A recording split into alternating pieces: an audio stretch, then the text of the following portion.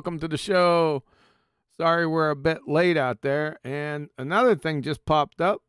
I'm starting to redline here again from the internet. Unbelievable. So we might not be on that long. How you like that for today? We'll see how it goes. As usual, if you'd like to support this channel, there are PayPal and Patreon links in the info box below. I was just in Gilded, and I heard from the master of ceremony here, the distinguished Nathan Oakley. Let's see what he's got to say. See if you got an attitude. What's up, sir? Very pleased to be here. I'm not going to attitude. Happy. I got a bit of feedback from you, I believe. Other than that, everything's wonderful. You ain't getting any feedback from me. Yeah, it was. Oh, it's good to be here. Pleasure. Hope you're all enjoying us. Opening up this live show for you in the live chat on Quantum Erasers channel. Be here or be sphere. Share the show. Who said, yeah, he was? He wasn't getting any feedback from you, righteous force. Well, it's good now, but it was a bit of feedback originally. Wait a second. I forgot to reboot that 1 second. Should be good to go now. Should be no problems. I managed to get to watching the Wits It Gets It feedback induced. It'd be really distracting if you can't sort that out. Or you just deny it outright. In any event, I did get to watch the 2/3, maybe a bit more, of the Wits It Gets It Part 2 assessment. And obviously that tailed off the last BALLBUSTERS that I was a part of. And I don't know if there was one in between. I went on a holiday. Was there a BALLBUSTERS in between? Loose track. No, that was the last one I didn't come up with. I'm going to call them, not specifically with the Globe Dumpsters crew, but just with reviewing videos. I'm going to call that the treatment. Buy me onesie, but just the treatment. That's what it's going to be from now on. There could be another surprise one this week. I don't know. We'll have to see how it's going.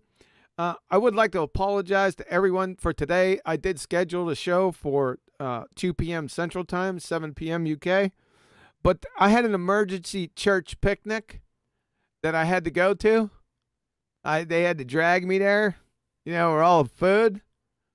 So I apologize for that. But I had to attend.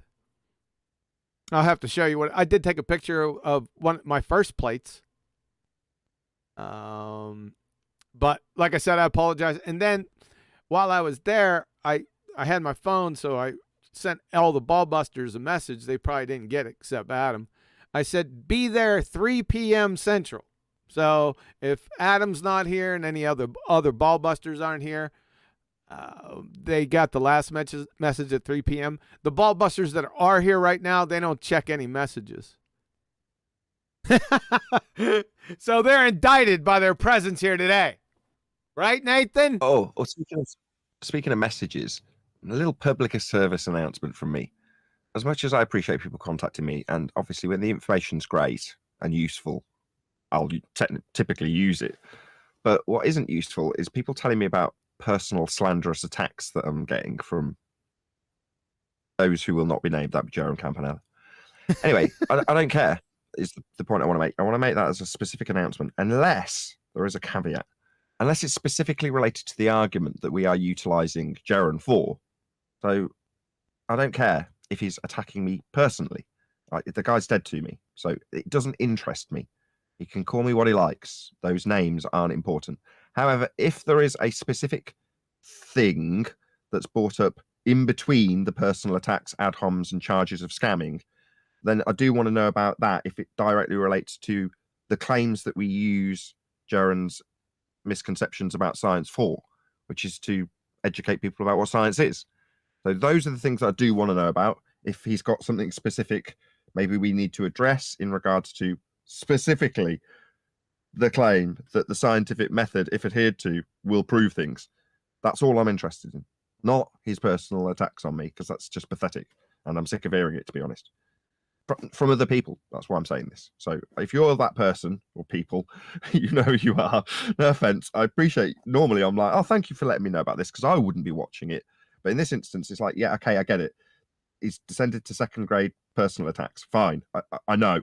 I don't need to, and I don't care, and I don't want to know anymore, right? Unless it's about the argument. Thank you very much. That's all.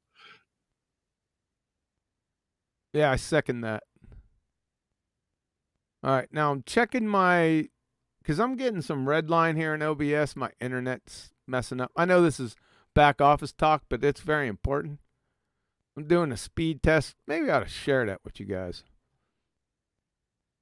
Hold on a second. Definitely share that technical aspect of the show with the whole audience. I would. I'm going to.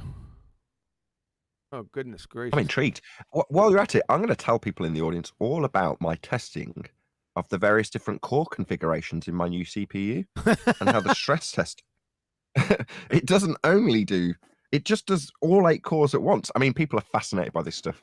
I think we should trim this out. And use it as a short? And most definitely. When I tell people that 8 cores being tested doesn't necessarily thoroughly stress test 6 cores or 4 cores, people are going to want to know. Okay, that number's good. This number should be somewhere above 10 in the 11 area. You better get there. You talking to your internet provider? I'm not talking to him. I got my internet provider speed test up here. This is baloney. I'm going to tell you that right now, because while this was hitting 10, I was redlining in OBS. How's the show out there, guys? Getting any? 10 up. You're getting 10 up. 10 up, right? Yeah. That's what it says. How many down?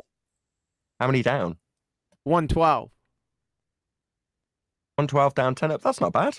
Yeah, but I'm saying it's not correct, because when it was giving me 10 up, I was looking at OBS and kilobytes per second down here. It was giving me 30. So it's not anywhere near. It was redlining me. It should be above 3,000. Get out. Thinking cat bugging me now. 3,000. So you're not getting 10 up. You're getting 1 up. Okay, let's try it again. Now I'm green. I'm gonna wait till it goes red, and then I'm gonna run. I'm gonna hit go again.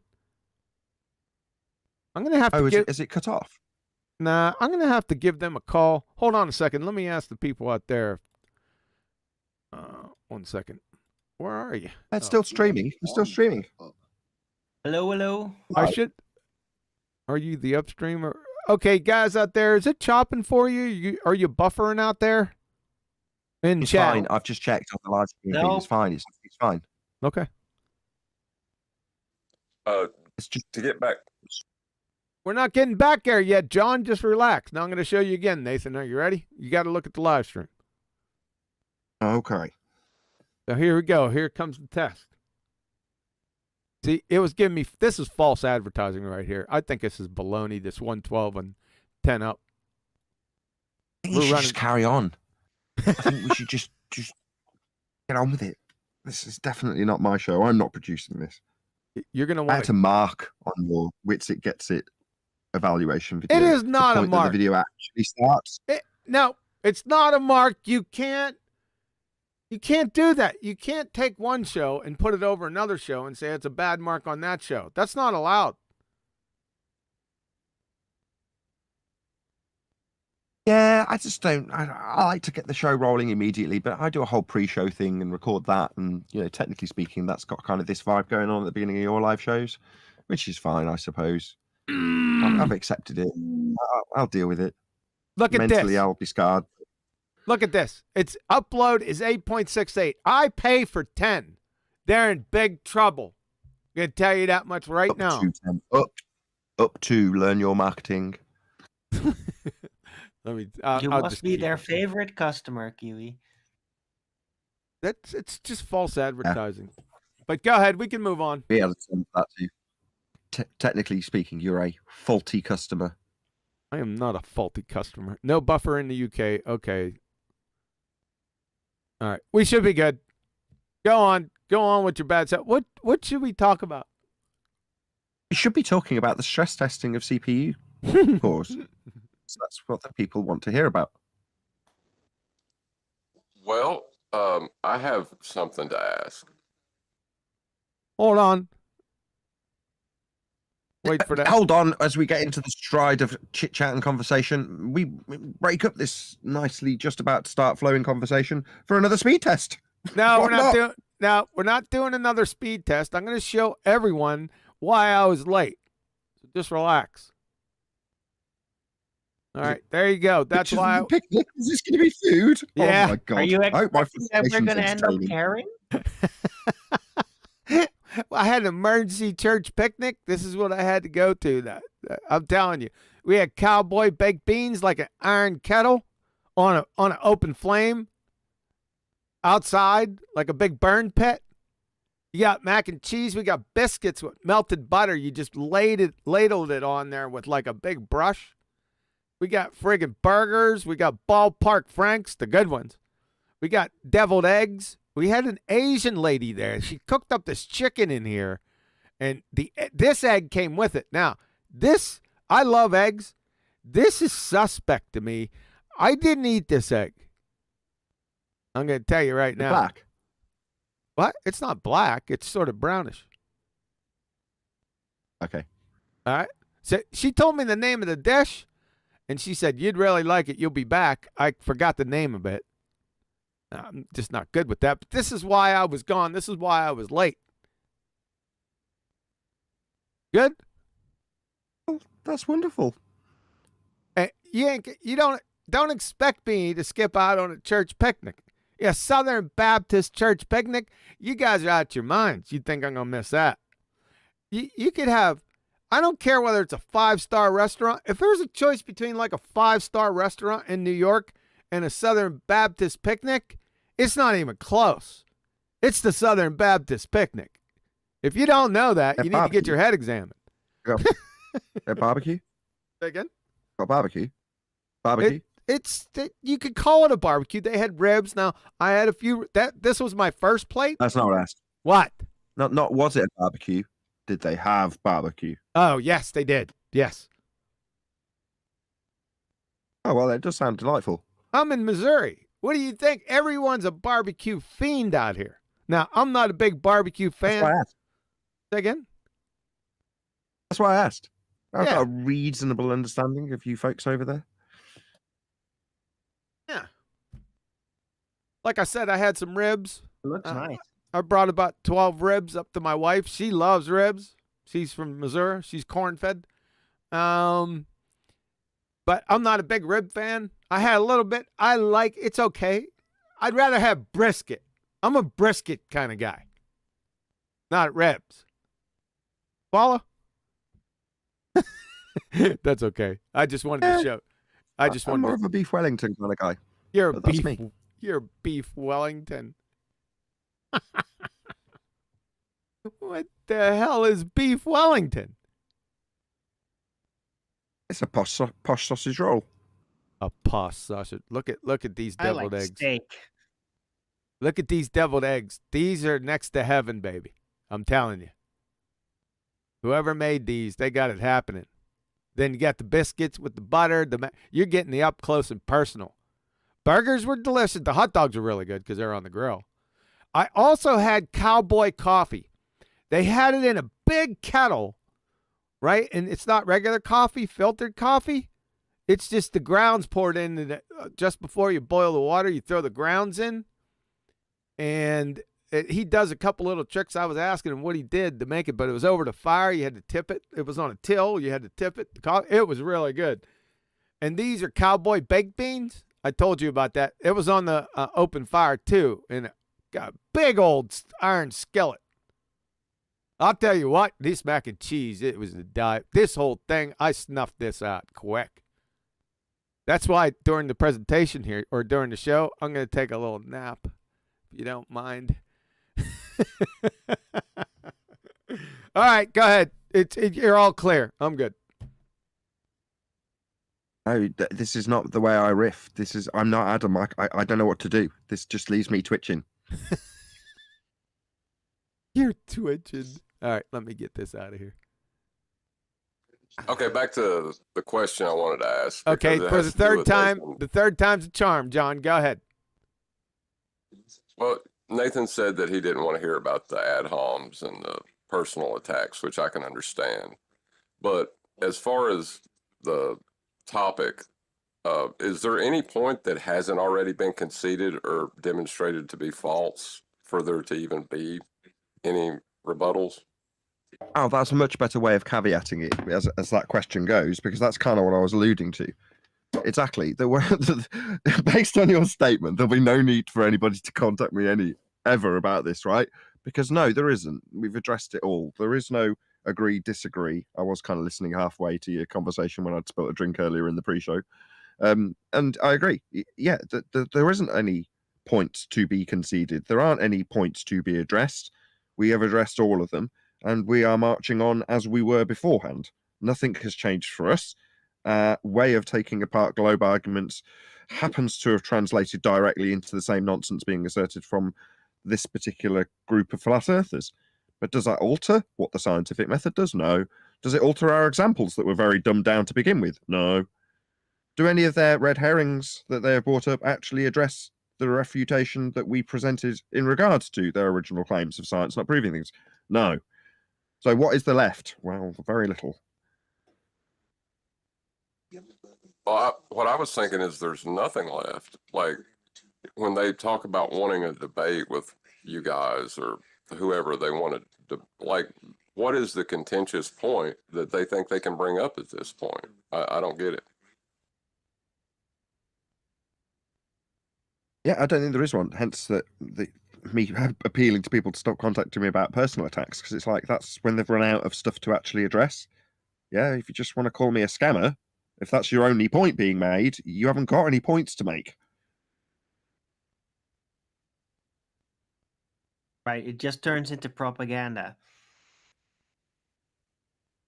A smear campaign. It's not propaganda, it's a specific term. Smear campaign.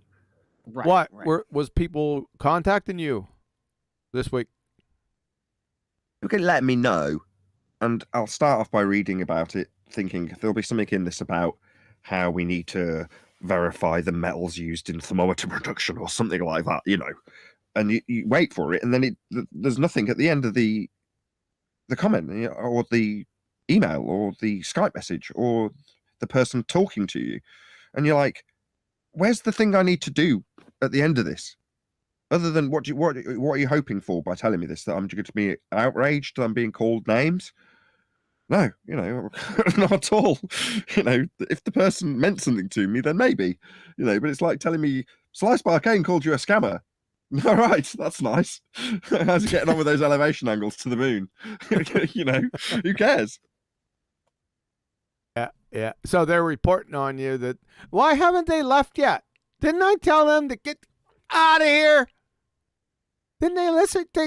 What are you, whistling past the graveyard or something, numpties? You're relieved. Off the back of that, in that video where you assessed Witsit's performance following on from the Ballbusters assessment that we were privy to personally live or in person or whatever you want to call this, how we're doing this now, there was a lot of that in there. I saying, what are you still doing here? You know, you should be over in your lane. It was phrased by Witsit. You know, pulling apart your NASA photos and claiming all credibility belongs to you, and with your open-toed sandals and bad breath. Well, that sentiment, you also point out that you personally should have dealt with it back in 2017. Correct. And right, that's what I'm hoping you'll expand on. Well, I knew. Listen, it didn't take a rocket scientist to figure out where this was going. Back then, I knew it. I could see it happening. But preliminarily, back then, I told a few people about it. Just off the side, they didn't really have too much to say about it. However, until it was Cathexis's show, we were doing a show. I don't know what it was. I can't remember. It's too long ago. And Cathexis Skyped me. He goes, listen, Jaren's going to be on the show. And I said, oh, good. Yeah. Then it hit. As soon as he said that, I said, okay, now I can move. Right? Because I'm going to catch him sideways. He's not going to be ready. Even if he was ready, he wouldn't make any difference. But at that point, I said, okay, it's time to go. And I'm going to do it. I'm going to do it now, you know, regardless of what other people said about it, that I should stay back. and not bring it up. I said, I told Cathexis, I said, I'm going to tear this guy a new asshole, essentially. And he's there, no, you can't do that. That'll split the community. He went on and on. Cathexis out there, if he's listening, he's going to know exactly what I'm talking about. In fact, the show is on my channel. Just go to Cathexis playlist. Are you guys still out there? Are you asking the live stream, or did you want me to check the live feed? Yeah, because I just had a little... Okay. Give me 10 seconds. Yeah, give me... Everything's fine. I'm fine? Everything's fine. Okay. Yeah. So at that point, from that point on, I already knew it. You know that because I told you guys. I told you the players. I told you exactly what was going to happen. Who, what, when, where, why, how. Probably not when, because I knew it was coming. So is that a good expansion on it? But I didn't do anything because there was a lot of people, just like Texas, that said you can't do that because it'll put a divide in the community. What community? That's what I said. So there's the expansion. We good? Yeah, that's good enough. That was good. Well, the people saying that, Say again? the people, Yeah. the people that say that about you putting a divide in the community, you can't build a community on lies, right? Or you won't build a healthy community on lies. So by saying that, in essence, they're damaging their own perception of community by allowing nonsense to be spurted and attacking the person who is pointing out that it's nonsense. Yeah. Well, I've like been I dealing said, with it since day one. Nonsense that I've addressed, that I've come across, because I think I'm a reasonably rational person, even though I recognise that the Earth is obviously and observably flat, doesn't mean I'm going to accept no forests on a flat Earth or Mandela effect or any string of other nonsense about clone centres and you name it. People from various other crazy communities have been in flat Earth since day one, since I've got here, right? And all I've ever done is challenge them based on the crap that they spew. Now, QE came along and was doing the same thing. Now, obviously, like-minded people are going to flock together, or whatever the saying is. Birds of a feather, that's the one. So, that to me is very appealing. Right, what have you got? What's your standards? What have you got to prove this Mandela effect? What have you got to prove that there's clone centres? What have you got to prove that this blonde singer is actually a replicant? Whatever their crappy claim is. Yeah? Well, this mentality should be, in my humble opinion, everybody's mentality. Not necessarily to the extent that we are. I mean, I get criticised even by my own panel of being hyper-skeptical of things. And I am. I'm not suggesting everybody should be that way. But, you learn from experience that if you're chatting nonsense, you're going to get called out on it. And people are going to highlight that fact. Now, throughout my personal YouTube career, that has always stuck with me. Whenever you've got something incorrect, correct yourself, make the disclaimer, move forward, and then it's easier knowing that you, in your heart of heart, you're not bullshitting people. That's really all that, And then when you come across bullshitters, you apply the same standard that you apply to yourself to them. Now, if that is done, in my humble opinion, you get a lot more truth out of the process.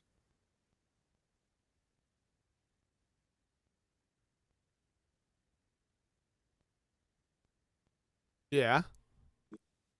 That it? What I was saying is, Go ahead, John. yeah, what I was saying as far as the idea of a community, if you're protecting the people who are telling lies, are you really you're kind of as bad as the person lying at that point in splitting up the community, if that's how you want to look at it.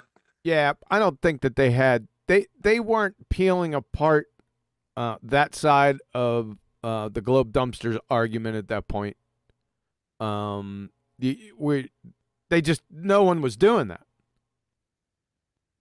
Say for me, and I wasn't doing it I wasn't doing it publicly, right? But the other people that were on that side, they viewed them as, a big part of the community at that time. right? So I don't think it was that specific, John. You know what I'm saying? No, it's not. It's specific to a surface level. This Yes. is somebody on your side that you shouldn't be seen to be disagreeing with in any way, shape, or form, Yes. regardless of how wrong they are. Because Yeah. we're a fragile, delicate community, very small in numbers, and we need to stay solid. And disagreeing with complete horse crap that people in the community spew, like Jesse Spots or Jaron in this example, that's not allowed. We need to be coherent. We need to be as one with the other bullshit spewers. Yeah, but when everybody's saying the same lie, it's still a lie. Right. They want Not if you don't believe it. For the sake of quote unquote community, which I get sick of hearing, they want consensus. Doesn't matter if the consensus is in regards to complete nonsense or not. As long as everyone's all on the same quote unquote side. You're like, man, this is like straight out of the Shill handbook. Divide and conquer, get them all into groups, get them disagreeing with each other, let them fight amongst themselves, then they won't point any fingers at us. That's what it seems like is happening. How is that any different than the community of globe zealots that have their heretics among them, but they all believe Earth's a globe? What have you really evolved to if you're just using the same modus operandi as you left? So you left the globe and their nonsense, and you picked up the flat Earth as a proposition, and now we just have dithering nonsense as well. Out of the frying pan and into the fire.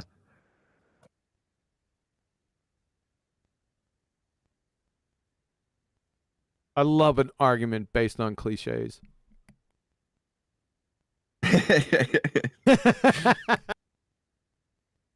Well, yeah, really, what have you gained if you know, you're just prescribing to a new, you know, form of nonsense? I don't understand the mentality of saying, oh, by pointing out, you know, that they're objectively wrong, you're hurting a community.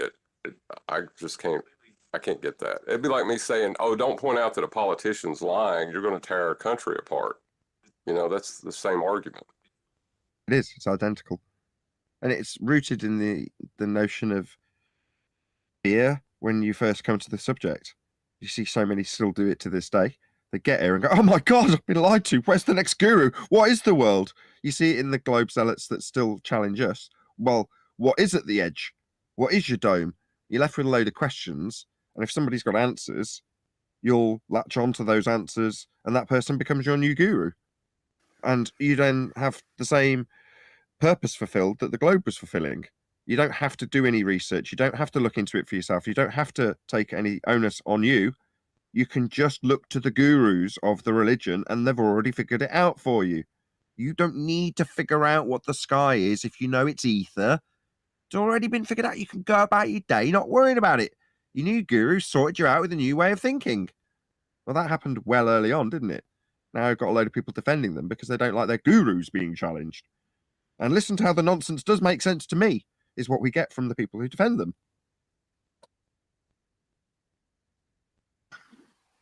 But that being said, and there's no need with what I'm about to say to focus on any particular group, but when you have your overarching paradigm pulled out from under you, there is a vacuum of explanations about the phenomenal world that you don't have access to. And if you feel as yourself as some kind of veteran or status symbol of a community, right, that's on the other end of that truth paradigm swap, all these people asking you could create a false sense of responsibility to provide those answers. And in the rush to provide that for those people, for example, a quote from some people that have done that have said, well, we need to provide these answers because it's not enough to just say the Earth's flat. Like we need to have something to, you know, take the place of gravity, take the place of this, take the place of that. And to all those people, you just need to sit back and sip an orange juice, kick your feet up and be like, wait a minute. I don't have to provide you with answers for the world. It's not my responsibility, bro. And so I'm not going to jump the gun. Well said. Exactly. The map is the most apparent one that we get asked for and have been since day one. Again, set up, it seemed, in a false dichotomy for us to be arguing about within a community divided into separate groups, anti-flat earthers and flat earthers. Well, if you've got the arguments already laid out for you at the Feast of Nonsense, ready to be gobbled down, and you've got your retorts from your guru ready to rattle off, so the anti-flat earthers already have in their arsenal of things to ask for their false dichotomies to be set up. Where's your flat Earth map? And the burden of proof reversal fallacy works on most. So they go, oh, I better go and find a map. I did it. Did it with Antonio Subrats, rest in peace. Oh, we've got to figure out what the map is. What have we? Why? Why is that suddenly my cartography responsibility? It isn't. Understanding that we've been deceived in multiple levels, one of them being maps, is what I need to know. That's it. Do I need to produce a new one? Do I need to map the sky? Do I need to explore the heavens? No. To point out that there's a lie?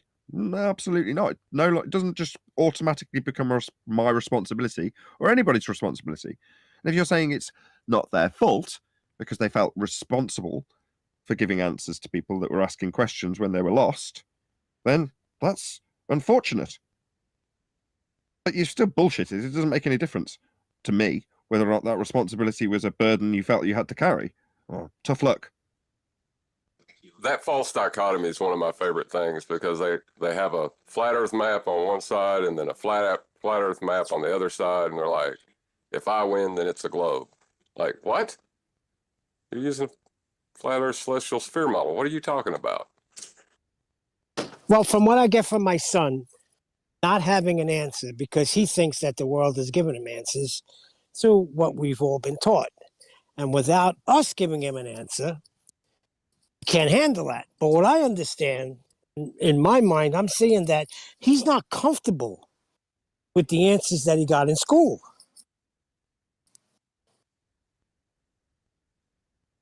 Well, that's Probably a good not. sign, at least. And that's why they're asking you. You know, the messenger should be giving you the new paradigm as far as their mentality is concerned, in this case, your son.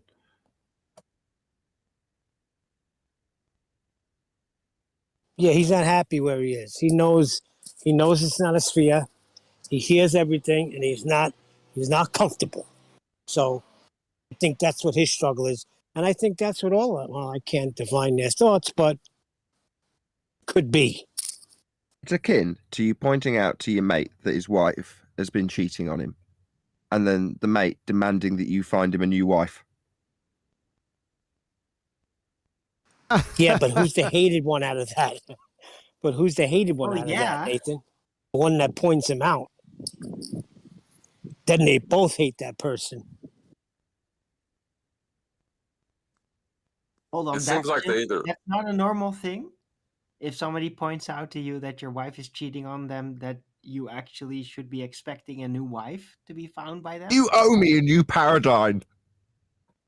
Yeah, you ruined the first one. It's like they either shoot the messenger or they start worshiping the messenger. You know, like you're either a liar or you can give me all the answers I need now, is what it looks like from where I'm at. It may not be that way, but that's what it seems to be.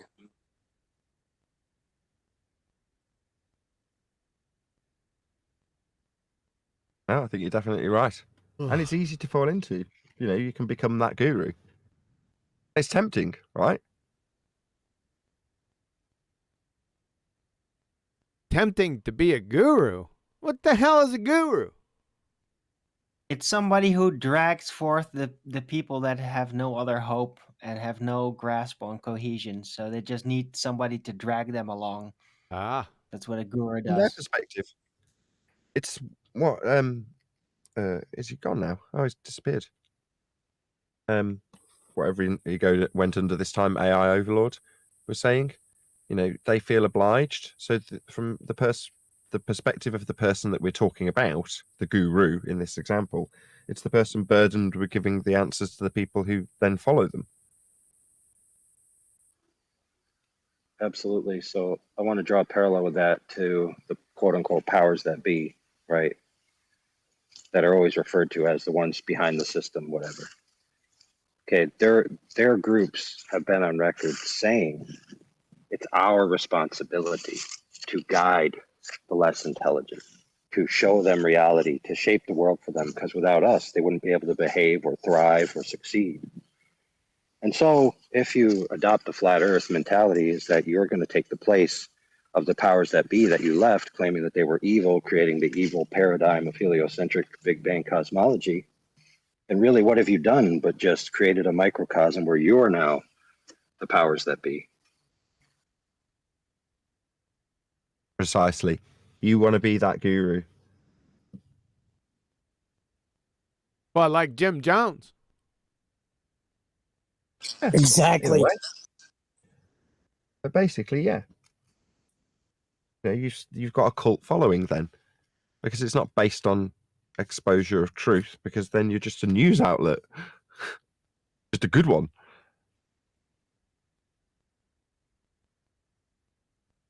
They realized too late that he was full of shit. What's the point of this, by the way?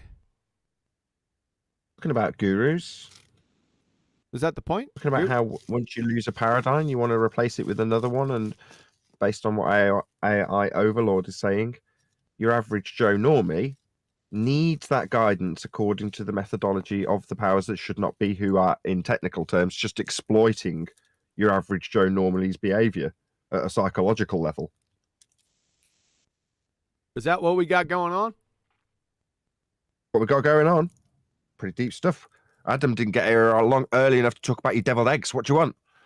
I sent him a message. I said, we're live now. Yeah, those eggs look good. The other one, I wondered what that was. Oh, dear. Hey, I put it on my wife's plate, right? I said, can you try that for me? She gave me the look like, yeah, she gave me that look like, I'm not doing anything with. I said, wait a second, let me try to cut into it. Let's see what it looks like on the inside. So I reached across the table with a plastic knife. Y'all, we just had plasticware, and it wouldn't cut through it. I'm sorry, it was a fork. And I started pressing down, and I said, oh, boy, this is going to end badly. Whole plate's going to fly away. I said, just hold off on that. Then we talked for a little while. We had a couple people at our table talking. And then at the end, right before getting ready to throw everything away, I said, give me that egg. And I put it down, put the fork in it, and gave her a cut. She looked pretty good. I gave her a little sniff. She smelled good. She smelled like the chicken dish. But at that time, I was so full, right? I couldn't stuff even a shred, like a carrot shred in my mouth. I was so full. So I tossed her without trying it. I know it's sacrilegious, but there you go. That could have been the best egg you would have ever had. It could have been. So American. What? So it's all, Always yeah. Overfulling your plate, eh? Yeah, this time you do that at church picnics. Yeah, if you don't take a little bit from everyone's plate, like if it's a bring your own dish, if you don't take a little bit from everyone's, it's disrespectful to the person who cooked it. So you have to take some from everyone's. Yeah, but the problem is the plates are too small. A terrible cook. Just chill out. The plates are too small, so there are two rows. No, you had the meat cookers up. We're in a big yard, right, surrounded by woods. It was absolutely gorgeous outside. Nice and cool this morning, but that sun started to get out this afternoon and started beating the friggin' dickens out of me. But anyway, you had the meat guys up at the barbecue up at the fire pits, and then you had a tent with tables that everyone who came brought the one or two dishes, right? So there was everything, 7-layer bean salad. There was desserts. I'm not a big dessert eater, so I don't go there ever. I go to where the good stuff is, right? All the dishes, the baked beans. There was even chili. I said, I don't want to try that right now. But there was like 1, 2, 3, 4, 5, 6, 7, 8, 9, 10, about 12 or 13 different dishes, including the mac and cheese, that you just can't fit it all on the plate. You start to pile. I don't like stuff touching other things on my plate. But in this case, just to get back to it. You're gonna need a bigger plate. Okay. But Well, we've had this conversation twice and in the pre-show, and it is fun to talk about barbecue. It'd be better if we could get back to what we were discussing about, flat Earth, and we'll get although back it's there. I'm trying to get us back there right this second. MC. I was immediately. right in the MC. I was right in the middle. I was getting ready for the crescendo, and then I was going to end it. Deviled egg Go on. Let's hear it. So I'm piling all this stuff. Food don't like it touching each other. Yeah, That I was don't obviously a like big- the big food touching each crescendo. other, but in this case, I give an exception because it's an emergency church picnic. So I pyramid the damn stuff, right? And then when I get back to the table, it's not that far away, I try to separate it, and then you hog down everything on that plate, and then you go back for second and thirds. See, that's a big mistake. I'm just saying, for me, as you get older, there's a problem with that. Now, as a younger man, I could go back 6, 7 times, no problem. But the second time, I just got the ribs, and mostly that was for my wife. I wanted to taste a little. And then I got the 7-layer salad. You got the guac, you got the beans, you got the tomatoes, you got the cheese, you got the olives, right? You know what I'm talking about if you guys ever had that. But my second time back, it was just a little lower. I didn't go for a third. Put it to you that way. How about that? So and then the sun started beating on you, and then you get that monkey on your shoulder. You know, when you get all that blood sugar throwing through the veins, that monkey, he starts beating you over the head. You start to go to sleep. So that's where it ended up. I had to turn my hat around because the sun was beating down on my neck. I could feel it burning. Then we got up, got into the shade. All right, so I'm done. It has no point. You guys know what a picnic is. You get it. Now, I just want to share quickly that I feel so sorry for you that you can't stuff yourself as you used to. As I used to. So sorry for you. Well, thank you. I appreciate that empathy. Go ahead, MC. It's all yours. There was a kind of an overarching point to what we were discussing before we got to the church picnic, and that was that just because the notion of our world and how it's presented in models and that particular paradigm, just because that globe in this case has been used to exercise an aspect of control over a very large number of people's lives, doesn't mean that when that particular aspect of control that happens to use models of the world gets taken away, that there needs to be any form of replacement in the same structure. Because the only reason that aspect isn't just, I don't know, you can even use the same aspect when you talk about literally navigating a map, when you haven't got the globe earth, flat earth paradigm, how the functionality of it's just done, i.e. with flat earth elevation angle measurements. When you're just doing it, there's no surface level aspect of control to what you're doing that needs to alter. You're just doing a bit of map reading and working your way around the terrain, right? But then, because it's then pushed into how the world moves through a vacuum of space at a horrendous speed and spins around the sun, and that spins around the great attractor and all of those different things, just because that's used to control you, which is what this is all about, doesn't mean that once it's gone, there needs to be another community set up around the notion of the reality that we're faced with. That isn't necessary. So while it might seem that there's an obligation to give people answers in this regard, all that ends up actually happening is that the control aspect of the community that was built up around Globe Earth ends up being the aspect of the community in Flat Earth. And there's no need for any of it. It's totally surplus to requirements, unless you want to control the people that are in that structure. And the people that are willing to say that you're tearing a community apart by pointing out something is wrong, they're the people that needed the guru and they found their guru, and now they're hurt because you're pointing out the falsehoods of their guru. Thinking about it now, looking back, even though I knew where this was going, it wasn't the right time, if you could follow me. It's something that Nathan said earlier about that, because people weren't evaluating. We're just getting collectively our collective sea legs underneath us. You know, so that now that I'm thinking back on it, that wasn't the right time. See, now is the right time to clean up our own house. Do you follow that? Do you understand what I'm saying? I agree. And in the same vein, the approach to Globebusters in the first person that I made, went on their show to talk about their use of the word science and explain and disseminate how it was actually being used and how that magic trick had been used to deceive us into the globe in the first place. Now that was for me, the start of this what people are calling a breaking of the community and all that sort of stuff. That was the first line in the sand, done in the nicest possible way, or at least I was trying to. I was trying to do it for all the right reasons, but that ended up working out very badly. And at the time I thought, well, terrible timing. But had it not been for doing that back then, that was part of getting our sea legs, as you've, what was it you said earlier about talking in metaphors?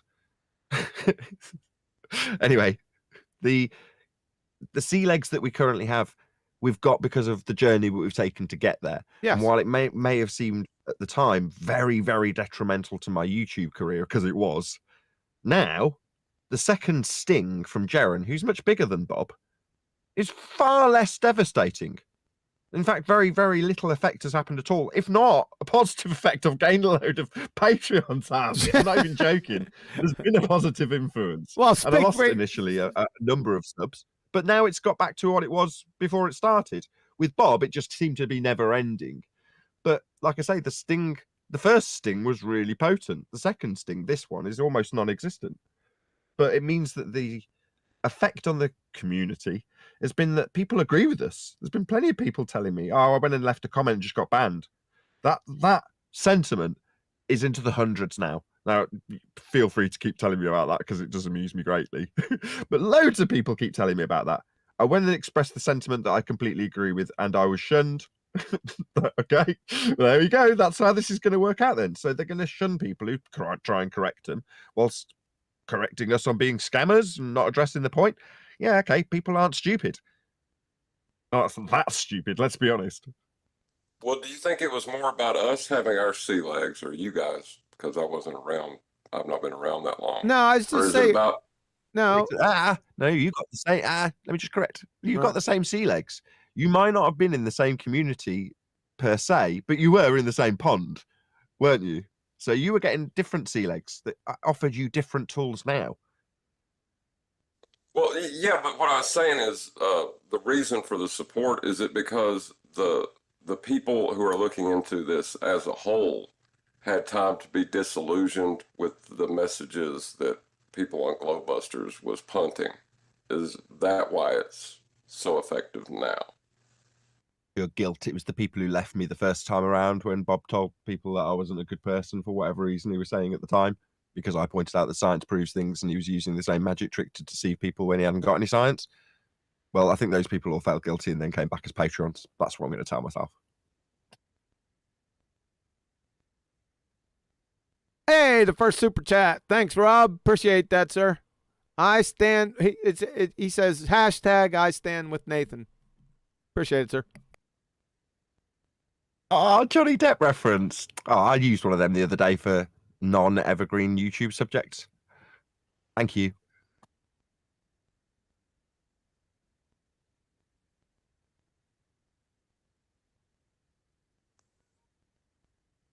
Yeah. So I was going to say, is it really? Go ahead. Is it really standing with Nathan or just standing by the truth? You know what I mean? Like, I think that's the difference between us and them, because we'll argue over there's been arguments over everything after the show's over. We've argued about slinkies before. Like, no kidding. But when someone says something that when someone says something that's true, we support that. And that's just all it is, I think. Oh, did you hear Witsit say, I guess you're appealing to that. Witsit claimed that those guys over at FED, the evil FED versus the virtuous, righteous Globe Dumpsters, those boys over there, they don't argue. They always agree with each other. I was like, what? He should come to an after show and just bring up a slinky and watch the blood fly. How But I'm So- with you in your original sentiment, and it was in regards to the super chat from Rob. And yeah, there's no personal need for me to have people stand by me.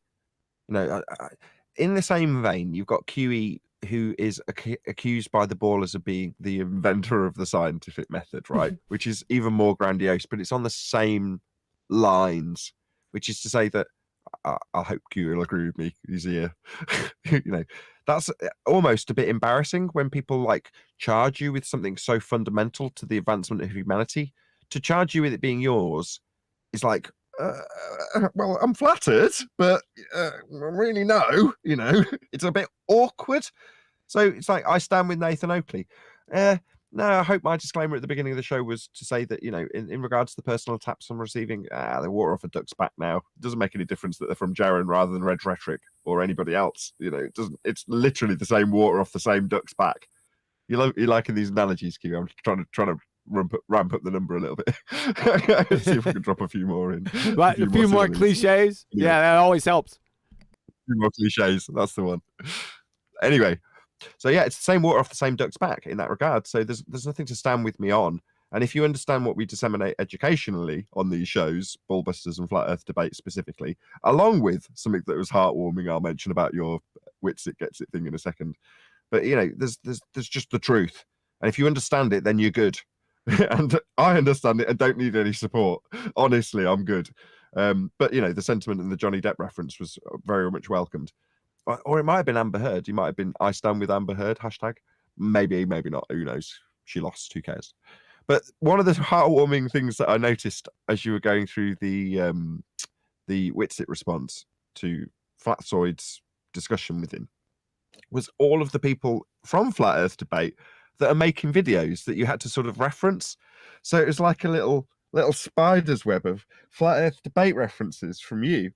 You pull in from Brian, you pull in from Flatzoid, you pull in from the show with all the different people on it making their different points. In other words, it's not just me versus Jaren and then Propaganda Minster's replies getting addressed.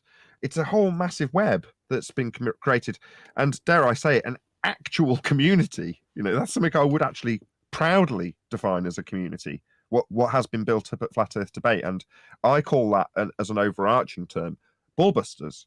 If you notice any of the short videos I put out, they've all got Ballbusters as the like reference. Yep. Because that's what I see it as.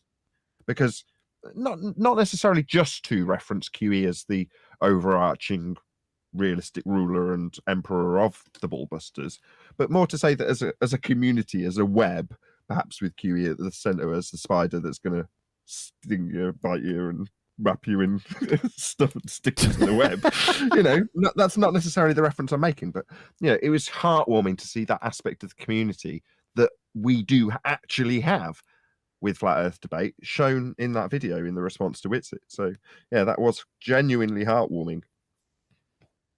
Yeah, there's one thing that I wanted. There's a couple things that I left out that I wish I didn't. Like I said, I don't pre-prepare anything with the treatment onesie shows. And after everything was over, I realized there was a couple places where I did want to put a few more things in, and really important ones in. And the one was where he claimed that Jaren called you a scammer because when you're corrected on your mistakes, you don't accept that correction. You continue to lie. This is one I wanted to add. That through the years, right? I've watched shows that I haven't been a part of. I didn't feel like getting on a panel. I just flip on Nathan's shows in the morning, and during a lot of them, this was greater than 30, 40 times in the past few years. And I know if people regularly watch the show, they'll know this, that Nathan has made mistakes on the show. I would catch them, and during the show, I would Skype him. And, you know, because I didn't want to go on the show and say, hey, Nathan, and correct him on the show, just out of courtesy, right? Not trying to hide anything, but I figured I'd just, you know, get him, you know, when the show's over, and he could, you know, make repairs after that. But every time I do that, I would send him a message, he would announce it on the show. So he would say, well, hold on a second. I got a message here from QE. He says that I'm wrong and whatever it was, and go on and on about it. So what the hell are you talking about, Witsit? You're just making shit up, right? That whole thing was just you making shit up to try to put FED and its members, you know, in a bad light. It was so pathetic and so juvenile. It was so superficial, right? But I wanted to add that because I think that's important, and everyone knows that. Go ahead. That's sales, right? So the reason I'll take that one step further. So it's called taking ownership, right? If you cock up, the first thing you need to do if somebody's pointing out to you, but normally because they're concerned, right? I would assume that you would send me those messages because you were concerned for my well-being looking stupid. So you don't want me to look stupid. Yes. So out of concern, you correct me, right? Yes. Right. Well, that in a sales environment back when I was a rep would be you've made a mistake and your customer, the guy that's going to give you money, is the one pointing it out to you, right? I'm not saying you're the customer, but just by comparison. When that happens, the first thing you need to do is take ownership of the mistake, not try and double down on why you've done it wrong, make excuses for why you've done it wrong. None of that. Take ownership of the mistake. Now, when I say I take it one step further, I used to do this in sales for other people's mistakes. So what I would do, and this used to get me loads of business, another rep or another salesperson of some description would cock up. So for the sake of argument, I'll be flogging amplifiers and the speaker manufacturer would make a mistake. Now, what I would do is take it upon myself to sort out that problem that, strictly speaking, wasn't my problem, but would therefore be above and beyond what the person who represented that manufacturer was going to be and was actually doing. Because while I was taking ownership of the problem and getting it resolved, they were making their excuses and doing all the stupid shit that I said you shouldn't do, which is to say, well, it wasn't really my problem because technically speaking, you unboxed it wrong, or whatever they're trying to make us the excuse so that it's not their fault, right? Now, if you take the opposite attitude and just say, I understand as a human being that there is no exception to this statement. Everybody makes mistakes. So you're not suddenly an inhuman monster if you've done something wrong, right? But in that, there is an opportunity. If I've made that mistake in my arrogance, I assume that there's plenty of other people out there that would make the same mistake. Yeah, the sort of Nielsen rules of averages, right? If you're not on Nielsen rating boxes, you know what I'm talking about. But anyway, I apply that logic and go, if I've made that mistake, there's people watching that not only have just heard the mistake and may make it again potentially just because I've said it, which is bad enough, but it may just be a common misconception, therefore a useful teaching tool. Now, the reason I've waffled on about this for so long is because it directly connects to the subject matter at hand with science and the scientific method. So we've got a useful teaching tool. That's all Jaren becomes, or BALLBUSTERS, or whoever it is we're using in our examples at the moment. Yes. They just become useful as a tool to teach the person listening what science is. It's his mistake. And that's what I'm doing in real terms. I am taking ownership of Jaren's mistake and utilizing Jaren's mistake as a teaching opportunity for my audience.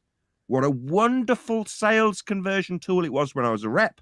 We'll see how it goes using it in a flat earth context as a YouTuber. Maybe it'll go very badly wrong. So far, based on the increase in Patreons, I'm going to say it's going pretty nicely. Thank you very much for your teaching tool, Jaren. I've taken ownership of your mistake. Yes, sir. I used to speak on this previously. The anti-flat earthers, the dumbass baltards would take offense. I'd say, thank you very much for presenting your numpty canvas so I can paint my Rembrandt.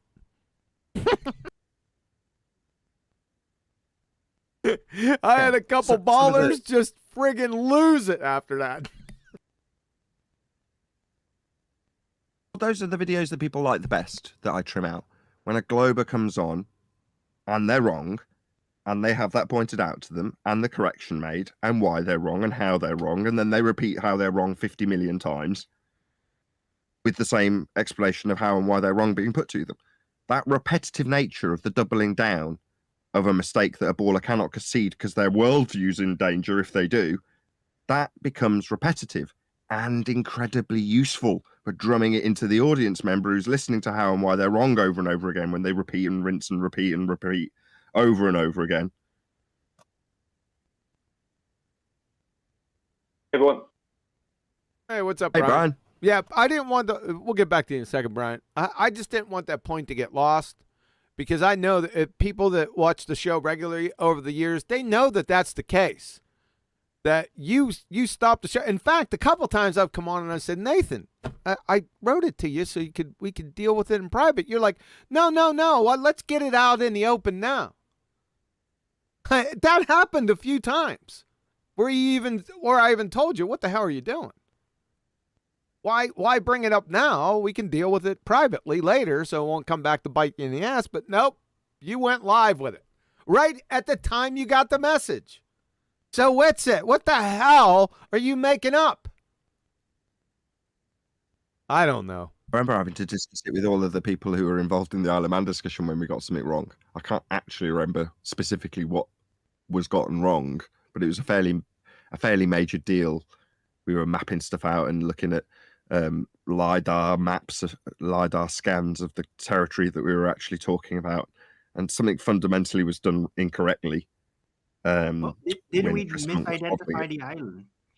Right? We misidentified some particular piece of land. Seems so mundane now, but at the time it was a big deal because we declared it as being something very specific and we got it wrong. And you know, your heart sinks obviously when you've got something wrong. Nobody likes it. That's why people get so defensive about it. But instantly it's like, right, we're gonna have to come out and admit that, oh yeah, that was it. We thought we could see Ireland. Is that right? Yeah, and it Something was a like sticky out bit of Exactly. the bit of Scotland, wasn't it? Or much further up the coast. Yeah, I remember We thought that we could now. see Now that something you bring that up, I think it was it Ireland? I think it was thought Ireland. we'd we thought seen we it. could see a landmass that we couldn't see, and we'd been very openly declarative of the fact that it was that piece of land, and we're declaring our victories, and it wasn't. And once we've got that's right, it's all coming back to me now. Once we'd actually got the LiDAR scans and laid it all out and done all the 3D modeling in Blender, and a lot of work went into it to find out that we were wrong, right? And then there was a point that came that you have to actually announce that. It's not just, well, we'll move on with the next subject and hopefully it'll go away. It's like, no, we've got to announce it. But because there were so many people involved, I had to rally around with all of them, talking to them and talking them down. And, yeah, you're going to have to obviously be part of this admission that we've been wrong. And, to his credit, Anthony Riley had the exact same attitude as me. It's like, yeah, we've got it wrong, but we've got to move forward with this. It's just the way it is. We got it wrong. Anthony's a bit like that. But there were other people who won't get a mention that weren't, for sure. It took some convincing. It's like, no, you just got to own up. That's what this is. We made a mistake, so what? I didn't have that attitude at the time. So what was not the next words off my lips, I assure you. But I can say that now. Sorry, Adam. No, I'm just saying that, but that was the attitude then. We've got something wrong. We're quite used to finding out we were wrong and stuff, especially then. There's nothing wrong. So there isn't anything wrong. We refer to it as a rep. In my job, like you say, make an error. It's kind of irrelevant to the person you've just heard. Holy moly. Speak into the mic, homeboy. It's getting boring. Yeah, get up to the mic, dude. Is that better? Cowboy the heck up, man. Is that better? Yeah, belly up to it. Keep your belly close. Getting forward. Yeah. I could do you perfectly, Adam. Yeah. In my job, you know what I mean? It's the same principle. You own up to the mistake. Whatever the mitigation behind it later is to be discussed. It's kind of irrelevant. What you got to do is move forward. You fess up to the mistake. There's no benefit in saying it was this, that, and the or particularly in this case, what you can't do is pretend that mistake isn't real and carry on. That it isn't a mistake and carry on doing the same thing. And Your mother's fast asleep and will be for the next 4 days. I just misplaced the decimal. It's easily done. But then the next day to misplace it again because you don't want to point out that you got it wrong yesterday. Exactly. No, I didn't get it wrong. No, it's supposed to be 10, not 1. That's some bad faith right there. Oh, you ruined it. I was waiting for the perfect time. Thanks, John. Boy, you're taking chocolate's place. What are you moaning about? This isn't Nah, I'm talking right about here. food. Oh, chocolate is here. I'm not talking about. I was waiting with that good faith, just waiting for the appropriate time to hit somebody with it, and John has to come out and spill the damn beans. I don't really understand the reference. That you said that loads of times in your performance assessment of Witsit, and it didn't specifically even say that. I don't think. Yes, I mean, he I wasn't paying that did. close attention. Yeah, Yeah. he said it. He said it several times. Yeah, what the heck are you talking about? He said it's yeah. I had it on in the background while I was doing other things, and it might just be that his volume was just not loud enough in the mix for me to make it out. You know, that's technically your fault from a sound point of view. I mean, you know, I'm not taking any responsibility. Now he's gonna flip it on me. Ain't that some bullshit? Nah, he did say it. But to numerous expand on this, times. what is it with this whole faith thing? Because the sentiment I kind of think I get. You're saying that because they've built up an audience, they've got a good faith to take from the bank. Yes, that I was don't- his. Maybe I don't get the sentiment. Yes, that was That his was the whole. implication. Can you hear me? Just relax. Yeah, that was his whole thing. First, he attached the good faith to his Socratic method, which was horseshit, and then for a while there, from the Socratic method, and even later on from that, but there's a good chunk right in the middle of that where he kept saying, you know, well, you have to take Bob's good faith or Jaron's good faith into the mix. He said it a number of times. Yeah. Oh man, they're starting a priesthood. Yeah, precisely. Take it on faith. That What? sounds like belief. Learning when you think about it. Hold on. Was the same accord afforded to members of FED? I don't remember such accord. Well, we don't Being have good equilateral. faith. Oh, well, obviously, because Hold on, I've you asked- heard of tragic. Oh, you're asking AI. You're asking, has anybody offered the currency of good faith from FED, or has it ever been received or suggested that it was accumulated from FED? Where's our good faith that we can bank? Exactly. I'm gonna have to the go. idea. I'm gonna have to go search it out now since you're being it. Yeah, I'm it's curious. problematic. as to So, if it's true that we all agree, quote unquote, we or anybody who attends this show would fit under that, right, on the regular, whether it be sparse or every day. And it's true that if we don't agree with them, right, because notice how they said corrected, but you only are corrected if you're actually corrected, right? The other person has to accept the correction. If they disagree with your premises or your conclusions, then it's just that they haven't seen it your way yet. So if you then call someone a scammer because they don't agree with you, you're basically saying anyone who doesn't agree with me is a scammer, and you guys are all scammers by proxy. So it removes the agency from the individuals that arrive. For example, myself, like I would be considered a scammer under that math, when clearly I'm not. So this is quite frankly a long form ad hominem, and it's quite frankly pathetic, and it's getting boring at this stage. And anyone who proffers this continually, their IQ points are going down by the day. Facts. Right. But meanwhile, from the other side of this particular railroad, simile, from this side of the tracks, it's still what I said earlier, a useful educational tool. Only today I released a very, very good video, if I do say so myself, mainly of me talking about the scientific method and how it's employed. And the video, which I will plug now on the Nathan Oakley 1980 channel, is called Scientific Method for Dummies. And in my humble opinion, it does just literally break down what you need to know about what science is in the most basic terms. Now, as much as we like to say, look, science is really simple, there is something to it that you have to learn. And I'm not going to pretend for 1 second that I didn't immediately grasp these notions. I didn't. It took many, many explanations from Quantum Eraser in private, with me paying 100% attention and still not getting it the first few times I heard it. Now, having disseminated it myself to an audience for a long time now, I feel that I'm in a very good position when it's in the flow, when there's just like this now, a discussion that's going on, to really concisely summarize it in a way that can be digested by almost anybody. And that is off the back of Jaren. Again, at this point, my attitude very much changing towards him, which is to say, I could kiss you. Thanks, Jaren.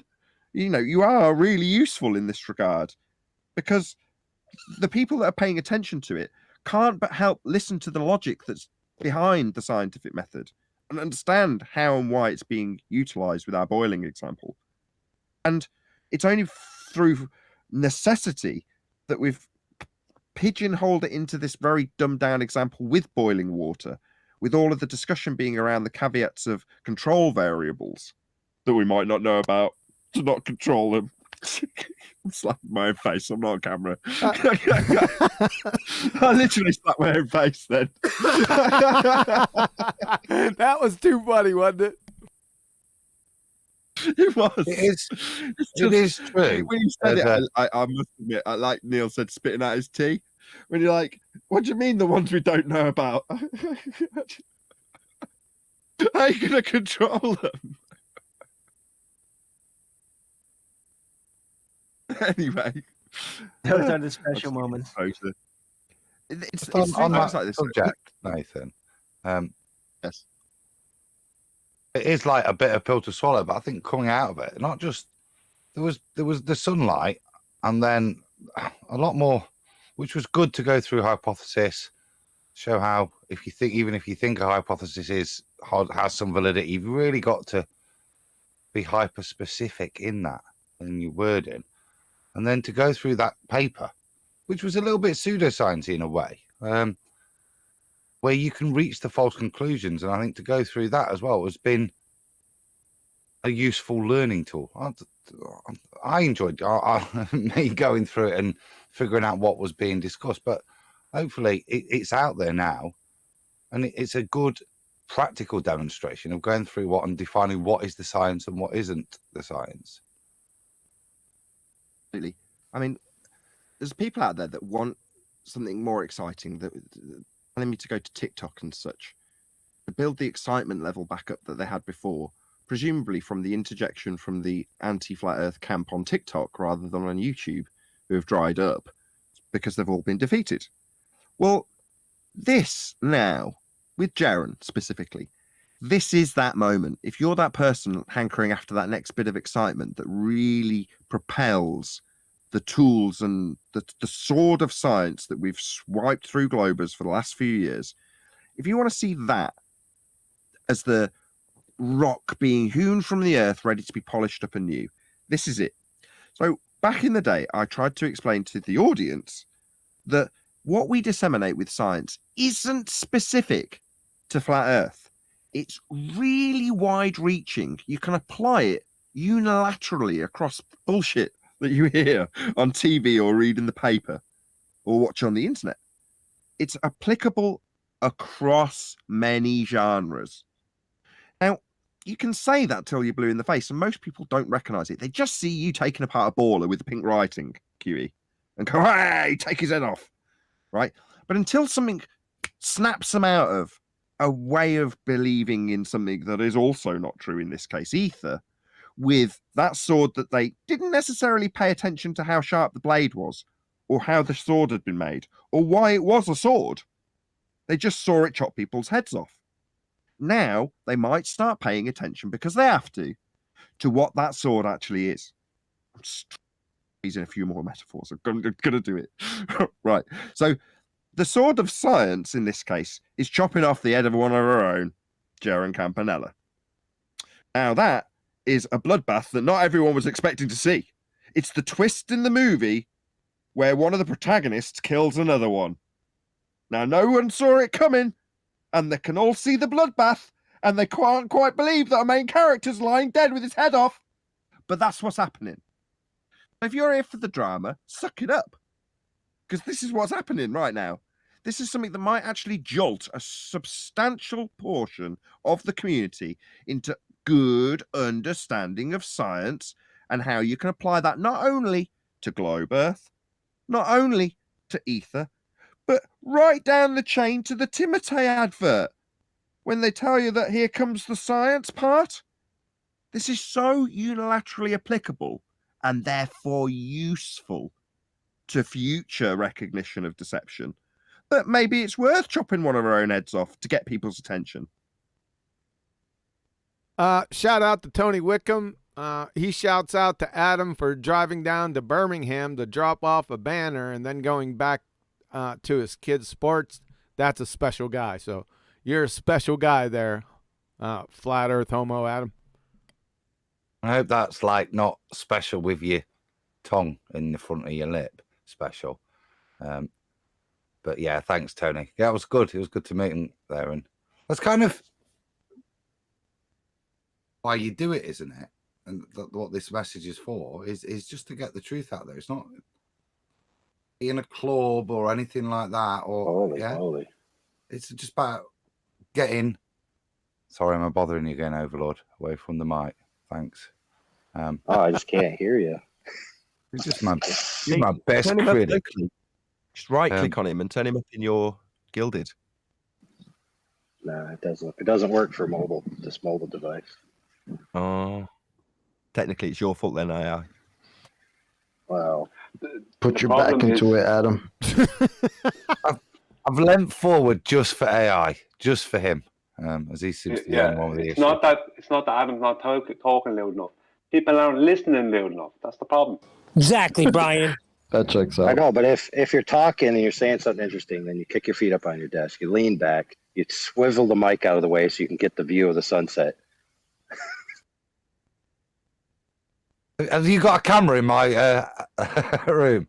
The point I was making was that the reason you do this is for truth. It was to get the truth out there. And part of the appeal, and I think to me, chatting with you is to see what the scientific method did. And that's been kind of a mantra of BALLBUSTERS and Flat Earth debate, just pushing that, not telling people what to believe, but to show them the strength of this sword analogy, and show them, where you can use it. And like I said, that appears to be a double-edged sword right now. But that to me is the different. Nobody on this side is telling anybody what to believe. We're happy to be wrong.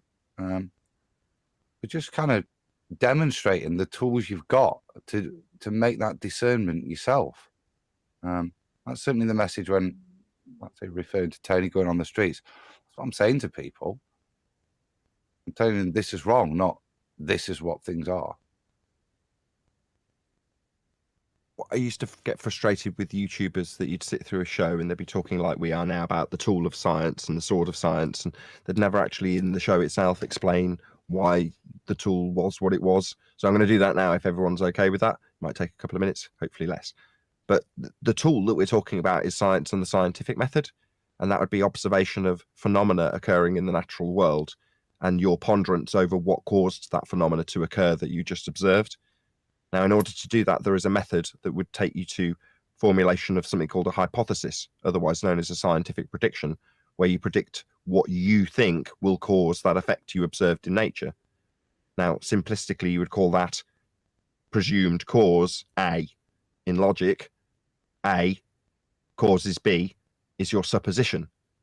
Now, in the scientific prediction, also known as a hypothesis, you have the contrapositive, the opposite of that prediction, which is A causes B, which is A doesn't cause B. That's called a null hypothesis. Now, that scientific prediction, otherwise known as hypothesis, has a step further beyond it. So that is not a statement. When you say A causes B, it's a supposition that A causes B, which can be rephrased if A, then B, or if A, not B, is your supposition. Now, to validate that, you simply have to vary A, the thing you think causes the effect, and see if it causes the effect. So you vary A and see if it causes B. Upon doing that, there's only going to be one outcome. Either A will cause B, validating your alternative hypothesis, or A does not cause B, validating your null hypothesis.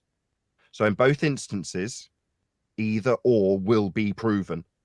Either you prove it doesn't cause the effect, or you prove your supposition true that it causes the effect. Proving something in either instance, offering an empiricism to your investigation of the cause of a naturally occurring phenomena. Science and the method thereof is exclusively interested in natural phenomena. I'll add this bit to the end to summarize, which is to say that natural is not man-made, aka synthetic. You already know the cause of something synthetic, and man made it. So science is very much up our avenue on Flat Earth debate and here at Ballbusters, because we are interested in the physical and natural world, and that is what science exclusively deals with. It. Now, that tool of science, proving things, has been used against us in the words, not the method. So because we were taught at an early age that science proves things, as I just went through with the logic and actualization of hypothesis in the form of experimentation, we understand from an early age that science proves, because it does, if the method has been adhered to. But that doesn't stop magicians from telling you that they've got the science for Timotei to make you believe psychologically that what they are saying has been proven, when it isn't necessarily actual science. As a result, we are asking anybody who makes the claim of science, be it a baller who says they've got the whole body of it, science, behind their claims of a ball earth, or an Etherian claiming that the background medium to our known existence is some sort of electricity that is non-manifest. Either way, if you're saying you've got science, we'll just ask you for that science. And if it doesn't fit into the description of if A, then B, or if A, not B, actualized by an experiment, then it isn't science. And that is the useful tool we now have the opportunity to go through when we are declared as scammers for saying that science, if adhered to through the method of science, proves things. I'm done. Wow. All right, so this is going to be a little special report. We're getting back to the good faith. I don't know exactly where it is, so we're gonna just listen from here. I may stop because I have to stop it, right? Because I'm gonna have to comment, but we're gonna get to the good faith part. You tracking with me? So keep your ears open. Yeah, I wanted an expansion on this, so definitely I'm interested. Okay, here we go then. Undefeated. So if you're making your money by lying, then that's by definition scamming people. That's what Jaron was saying. He's not saying he's a scammer because he thinks science proves things. I don't really agree with that. I mean, when it comes to, let's say with you guys as Ballbusters, like you say, the ether cannot be scientifically, because you know it's not science. But Bob says it is science. You guys are kind of contradicting each other, but which one do we choose now? Does right, the well, ether... Yeah, that's right. Sorry. It's the same thing. Can we call you guys a scammer now for that? Yes. No, because well, first of all, you guys say, or FED says plenty. FED says plenty. Like a real Nancy. What a clown. FED has bashed me for a month. So for They didn't bash you. You bashed yourself by contradicting yourself with every breath. It's your fault. FED to now be like, oh man, Jaron called me a name is hilarious. That's not name calling. That's a charge. He doesn't know the difference between charges, name calling, ad homs, and insults. I mean, we're at second grade level here, but we'll continue. Yes, they've literally insulted me. 10 people on. No one insulted you. You did it to yourself. You exposed yourself like Mae West. Every day for a month. Now someone else insults Nathan, and it's the end of the world. But that's not even. That's not an insult. That is a charge. Again. Even the point, right? The point is that it just requires good faith, and they don't have. There's the first one. It just requires good faith, and they don't have any. Let's continue. it, and Jaren's saying that if they are proven to be wrong, then they don't admit it. They just keep doubling down and even straw manning and lying about my actual position, for example, so they can pretend that they were never wrong. And so they can pretend they're never wrong. What? That doesn't make any damn sense. That's non sequitur. We're still on the good faith, though. We're trying to focus. Austin thinks light's a wave when I said it's not a wave, and everything that they Yeah, you said it was a wave, and your guns a-blazing, first out of the gate ether argument, and we already went over that. We're not going to do it again. said was for a month was a lie. That's all I'm saying. It's like Bob and Globebusters is different, right? We have different opinions, bro. So like our vibe is totally different. We're not like a Globe Dumpsters is putting out the vibe. Hold on. We're getting a couple more good face here. Just relax. A cult of thought, right? So it's like we'll talk about stuff live and disagree with it. Bob will think this, Jane will think this. I've told Bob that I'm like, I don't think that ether is scientifically provable. Well, he uses the word science looser than just natural. Yeah, he goes into looser. Just before he was talking about the Socratic method. Now he's justifying Bob as using words more loosely. Science, right? He's talking about the whole idea, not just natural science. And so when he says the word prove, he uses it much looser. When he says prove, it's much looser too. We really don't know. We're going to need the Skeletor propaganda minister. Anytime Jaren says anything or Bob says stuff, we got to call this numpty dipshit to help translate it for us. We want to know. We have to know which words are they using looser. But remember, we're focused on the good faith.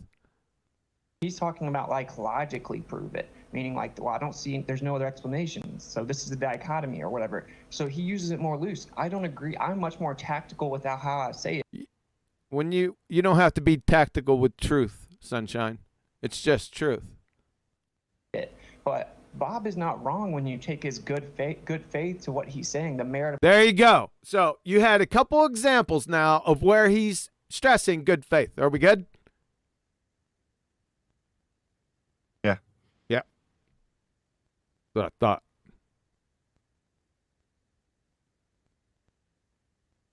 I would rattle off a bit of George Michael. Well, I guess it would be nice if I could touch your body, because you gotta have faith. That's the first time you ever sung on a BALLBUSTERS. It's terrible, right? What is terrible is that they're selling it on faith. Does that not ring alarm bells for anybody else? I mean, yeah. You can't make this stuff up. Did any of you listen to my video? If you're going to talk about faith, I'm sorry, Brian. Go ahead, brother. No, you go ahead, Chocolate. I was just going to say, I mean, if you're going to talk about faith, isn't that belief? Like, why, if you can establish something, why do we need to have faith in it? It's just been established, right? No. He's talking about good. He's talking about their good faith, right? He's saying that more or less, and I outlined it, because of their good faith in reviewing NASA photos for 7 years. That's his good. They did it in good faith. Then now, whenever Globe Dumpsters proffers any ideas or claims, that whatever that claim may be or the merits of that claim, that you need to take that good faith into the game. So more or less that it's greasing the skids for any horse shit that comes out of their mouth to justify it without the merits or the veracity of the substance. QE, I want to make a distinction. I'll just read the definition from the dictionary. Faith, complete trust or confidence in someone or something. Yes. That's number one. Or two, strong belief in the doctrines of a religion based on spiritual conviction rather than proof. Right. So the latter one, I think we've distinguished. It's that. Just read the first one again, Nathan, for us. Complete trust or confidence in someone or something. Right. And that's the distinguishment I'm not sure of. Well, I think, in my opinion, it's someone that the good faith that's being asked for. So it's good faith being asked for Jaren in his understanding and knowledge of ether, or any of their Bob's good knowledge and understanding of ether. So good faith in him, as opposed to good faith in ether that's being asked for by Whitsitt there. Yeah, but that doesn't make any sense. So which one do we take good faith in? Jaren, who's saying science doesn't prove things, or Bob, who says science does prove things and is trying to prove ether with it? But why would you? Both. Why would both? It doesn't matter. why- No, hold on. Both. But it doesn't matter because they both have good faith from their 7-year NASA photo review. So both, no matter whether they're contradicting themselves or not, that doesn't matter. You have to take their good faith, time served, right? That's how stupid. Well, it's just kudos to Flatsoid for dragging this out of Whitsitt in that regard, because the way it comes up was Flatsoid positions the question in regards to the contradiction of me being called a scammer for claiming science proves versus Bob saying science proves the ether. Is he now a scammer? Are you going to say the same thing to Bob? I think was a question put to Whitsitt by Flatsoid. And his answer was no. That was his answer. No. You're like, what?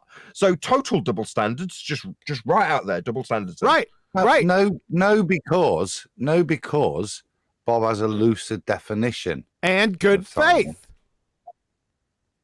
Yeah. Yes. That's my point, actually, Ad. What QE's saying is exactly what I'm trying to drive at, which is that based on the contradiction or the complete double standards, the explanation or the justification is because you've got to give the person that we're going to apply these double standards to, that I say you should believe, good faith. That's the reason. Nah, I'm good. That seems to be some sort of a contradiction. Can't have good faith in two people saying the opposite things. that makes no sense. It's No, I look forward to Bob, right? I look forward to come the day into it. someone's asking me, why would they lie? Why would Jared and Bob lie? What would they start asking us that? They reckon, why would they lie? Yeah. Take control of yourself, man. Chocolate, did you come into this hoping to find truth or some good faith that you could move forward with? Truth. I have no requirement of faith. I'll have faith in the things that I have faith in, but when regards to my reality, no, I just want truth, man. I'm real simple like that.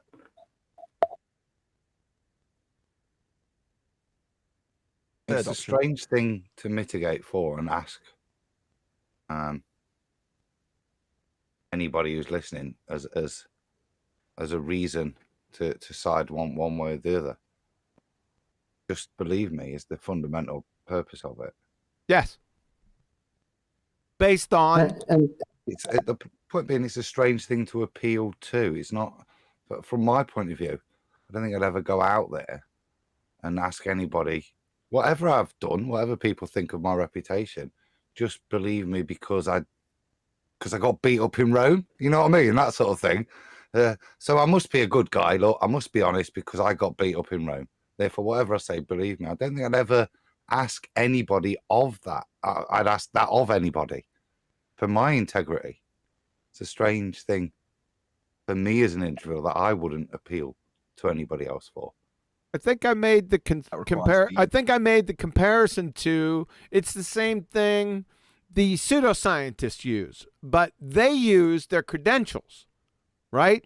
Theirs have a little bit more veracity than this other crown muncher, but it's sort of the same concept, right?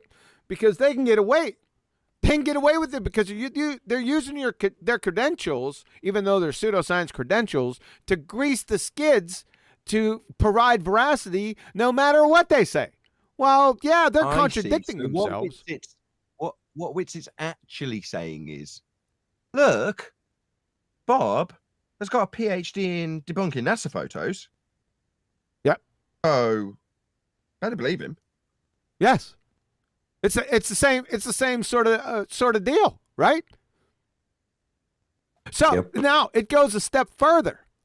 Because remember I talked about this before with the pseudoscientists, the pseudoscientific community, they got the numbers. It's a numbers game. Remember, we talked about this with evolution, right? I can go out there and scream at the top of my lungs. I can destroy systematically every single one of their claims, but it's not going to matter. They're not worried about that. Why? Because they know they got the numbers. They can contradict themselves. It doesn't matter. They don't care because they already got the numbers. Guess what Globe Dumpsters is doing? In their own mind. Guess what they're doing? Same fucking thing. Appealing to their size of fish in a very small pool. If they're appealing to their numbers, you've got to be kidding, right? Nope. That's what they're doing. Jaron got a couple of 100,000 subscribers. Is that the They numbers? literally say that out loud. Let me just give Jaron Campanera a fucking big reality sandwich. You, Jaron, are tiny. You pin dick, pathetic little prick. You think you've got a big channel? Oh, really? Wake up and smell the YouTube coffee, my friend. You are tiny. If you think you're going to appeal to the numbers in this regard, no. In the scheme of YouTube, we're the same size. Yeah? You are small. I am small.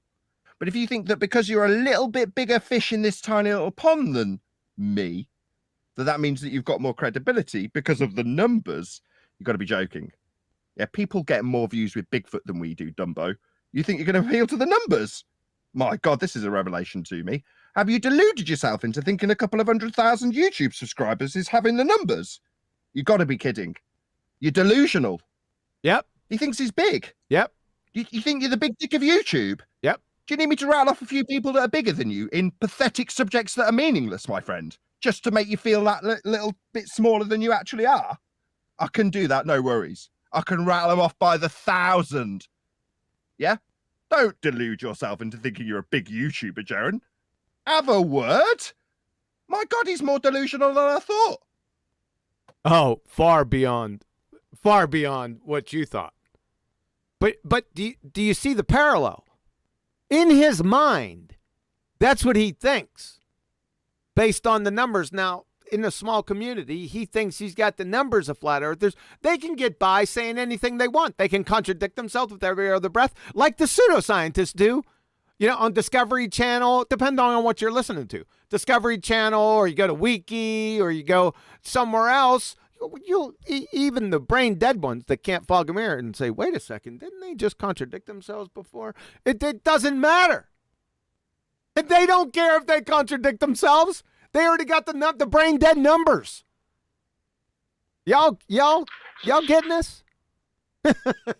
Yeah, someone said that though. The aspect of having the numbers is what our globe brethren delude themselves into believing when they think they're globe believers. They're not, they're anti-flat earthers. But when they tell themselves that they're on the same top of the hill that we described them rolling down to become anti-flat earthers, they appeal to that notion of having the numbers behind them. Well, we believe in the globe when we tell you your reference frames are ruined. No, you're actually contradicting the globe, but you think you've got the numbers behind you. Delusional also. But for Joe, normally, they have got the numbers behind them. Or for the PhD who can appeal to his PhD in pseudoscience for the globe, not only have they got the appeal to their authority with their name tag or badge, but they've also got the actual numbers. The globe numbers. That would be the entirety of the Western world. Yep. I just can't believe I'm having to qualify this for somebody. You think you've got the numbers? Oh, my God.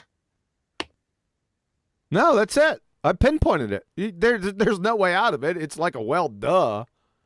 That's what they think. And it's proven by their actions. This was brought up, though, a year and a half or 2 years ago by someone on the show. That they were going to use the numbers against us. They did try to do. There was two people bringing it up. One of them was called Neil.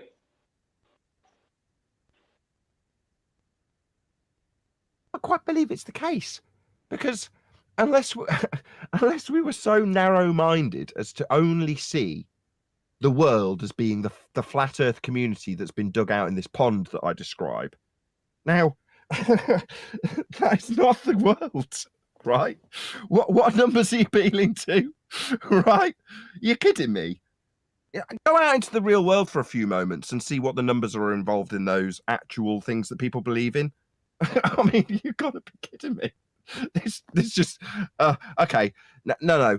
We're not hyper focused on this little pond that's been dug out for us here on YouTube. That you think you've got the numbers comparatively to us. Oh yeah, comparatively, you've got much bigger numbers in this little tiny pond where we're all tiny little fish. Yeah, you're much bigger than me as tiny little fish go. Wow, how impressive. Yeah, it is pathetic. That's what they've got. Yeah, that's the tactics they had to use, which is inevitable. They did use them. Dude, that's like Joel Osteen going to a theology conference and saying, "My church is big." I don't actually consider the tactics have worked. I don't. No press is bad press. So if, say, Busters' audience is 10 times Nathan's, and 10 times the people that Nathan normally reaches are hearing about this discussion, they don't instantly believe Busters. They're there because they're inquisitive minds. And I think Nathan's testified to this. He's had a pickup in his numbers, in his support, financially, more important for him. So, say no, we're in the cliche mode saying no news is bad news from a PR point of view.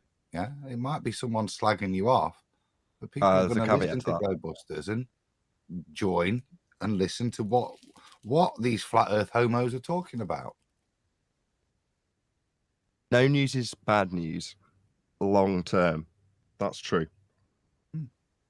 Short term, bad news is bad news. It can be devastating. Now, in sales, you used to have to look at numbers and statistics and conversion rates all the time, right? Now, if you've got a really good customer base and you've got, let's say, 100 customers, how many customers do you think it takes to destroy your credibility? Do you think it's 10? Or do you think it's 1? 1. 1. So let's say in those numbers that Adam just went through, let's say I've got 10% of Jaren's audience. Yeah?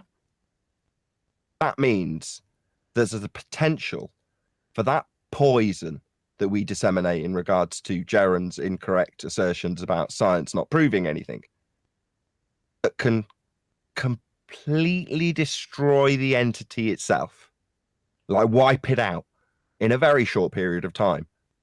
Now, that wouldn't need 10% of your audience to do. It would only require 1% of your audience to do at the same effect.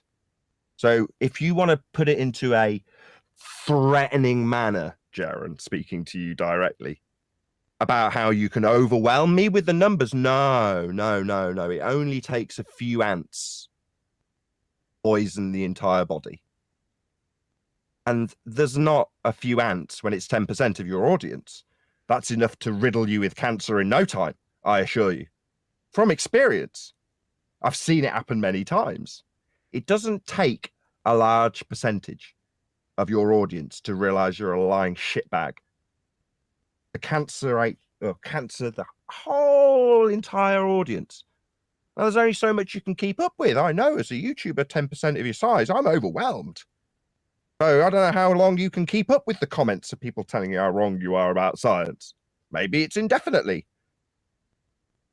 But ultimately, the cancer's set in.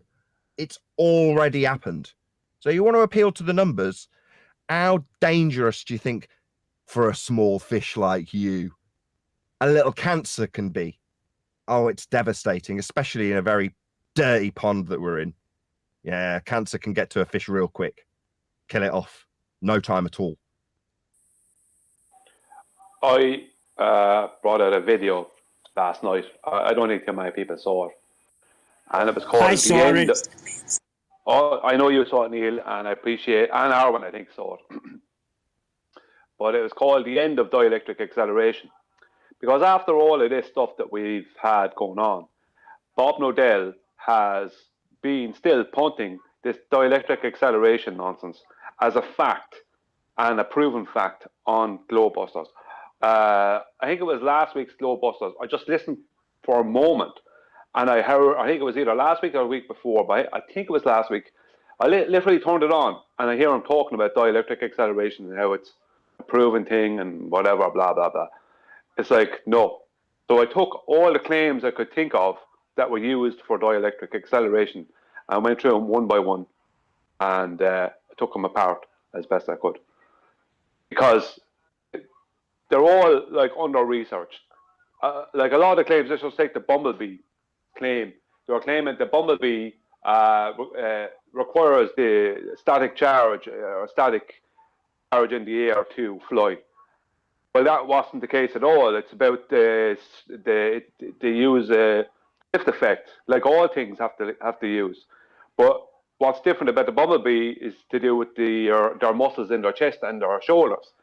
They have like elasticated kind of muscles, so when they pull back their wings, it stretches their chest, and that pulls back forward their wings fast.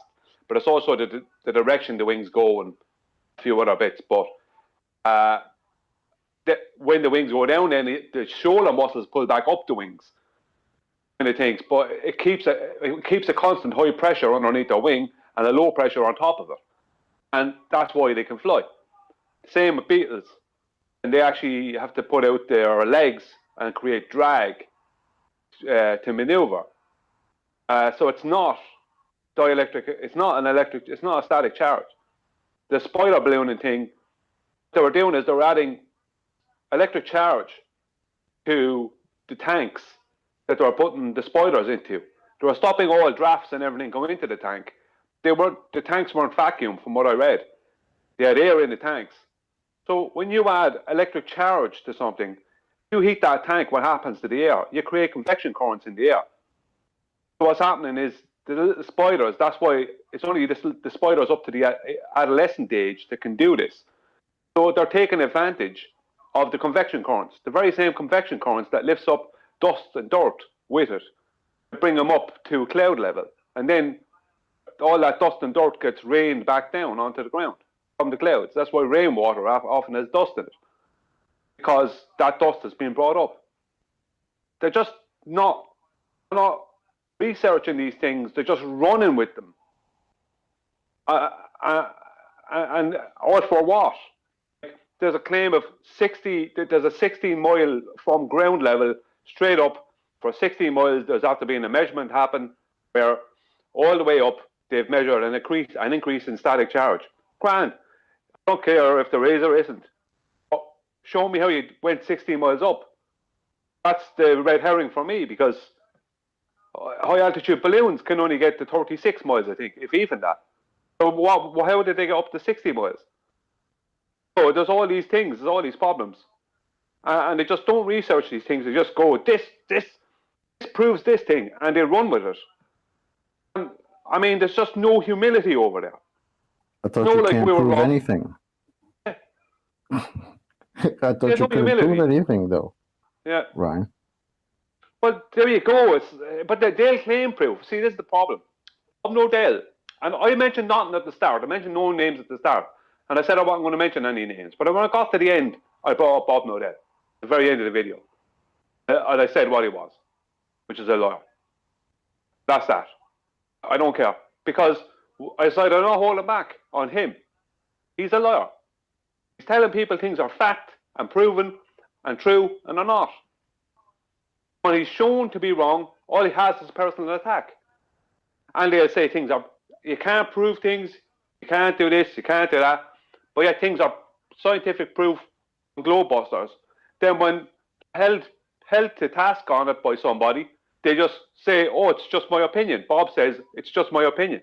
It's his opinion until he's there with his audience. Then it's not his opinion. It's scientific fact as far as Bob's concerned. That's a lie. That's that. He's lying. He's lying to his audience. No way around that. And he makes a point of being ignorant. There's no point in saying I didn't know this or I didn't know that afterwards. You know, he's made a point of lying to his audience. So, you know, I don't respect that. Right, and it makes us public enemy number one if we're going to point it out. you know, especially when it's put on our doorstep reactively, I might add, because that was also pointed out in QE's Witsit assessment, which is to say that you're in your lane doing what you do, we do what we do, and typically we're asking people to present their claims on the nature of Earth. So Witsit comes along and presents his claims on the nature of Earth. And we did the same as we do with anybody else that presents their claims, which is we ask them to substantiate them. And if they can't, they're going to have their ass handed to them in regards to their nonsense assertion that they can't back. That's all that's happening here. That's what I was Reactively, saying. Nothing's changed. Sorry. Oh, go on, Neil. That's what I was saying from the beginning. Nothing's changed that flat earth debate. It's the same thing. Nothing's changed. If you come and you can't back your claim, you get torn apart. Something else happens. They write long letters to the emissary, and we have the privilege of having them read to us, you know, after the show's over. Boy, that was a long one by Witsit. I don't, by the way. I'm not around for that. I've long gone by the time that obviously happens because I haven't heard any long emissary letters read out. Oh, you got to hear this. Maybe you could read some of these to us on the show if they're useful. I regret saying that already because they're probably not useful, are they? Let's be honest. I don't think. Well, no. Private message that I've shared to kind of explain the reaction to us, and I think all I would say on it is it's, you know, when the ballers do projection and you go, wow, you know, when they ask us, are we going to fall off the edge? Those sorts of things. That's the only thing I can see, if I'm being honest. The accusations thrown at me and the other guys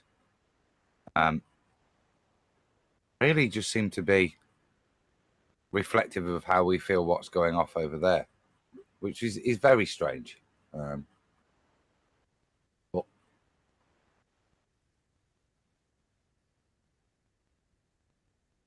But that'd be the most I'd want to say on those messages. There's nothing overtly Nothing profound. that needs addressing, nothing that's addressing the ideas and notions that we're supposed to be defending in regards to science proving things.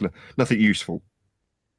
No, just like I say, just accusations as to our motivation, honesty, integrity, things like that.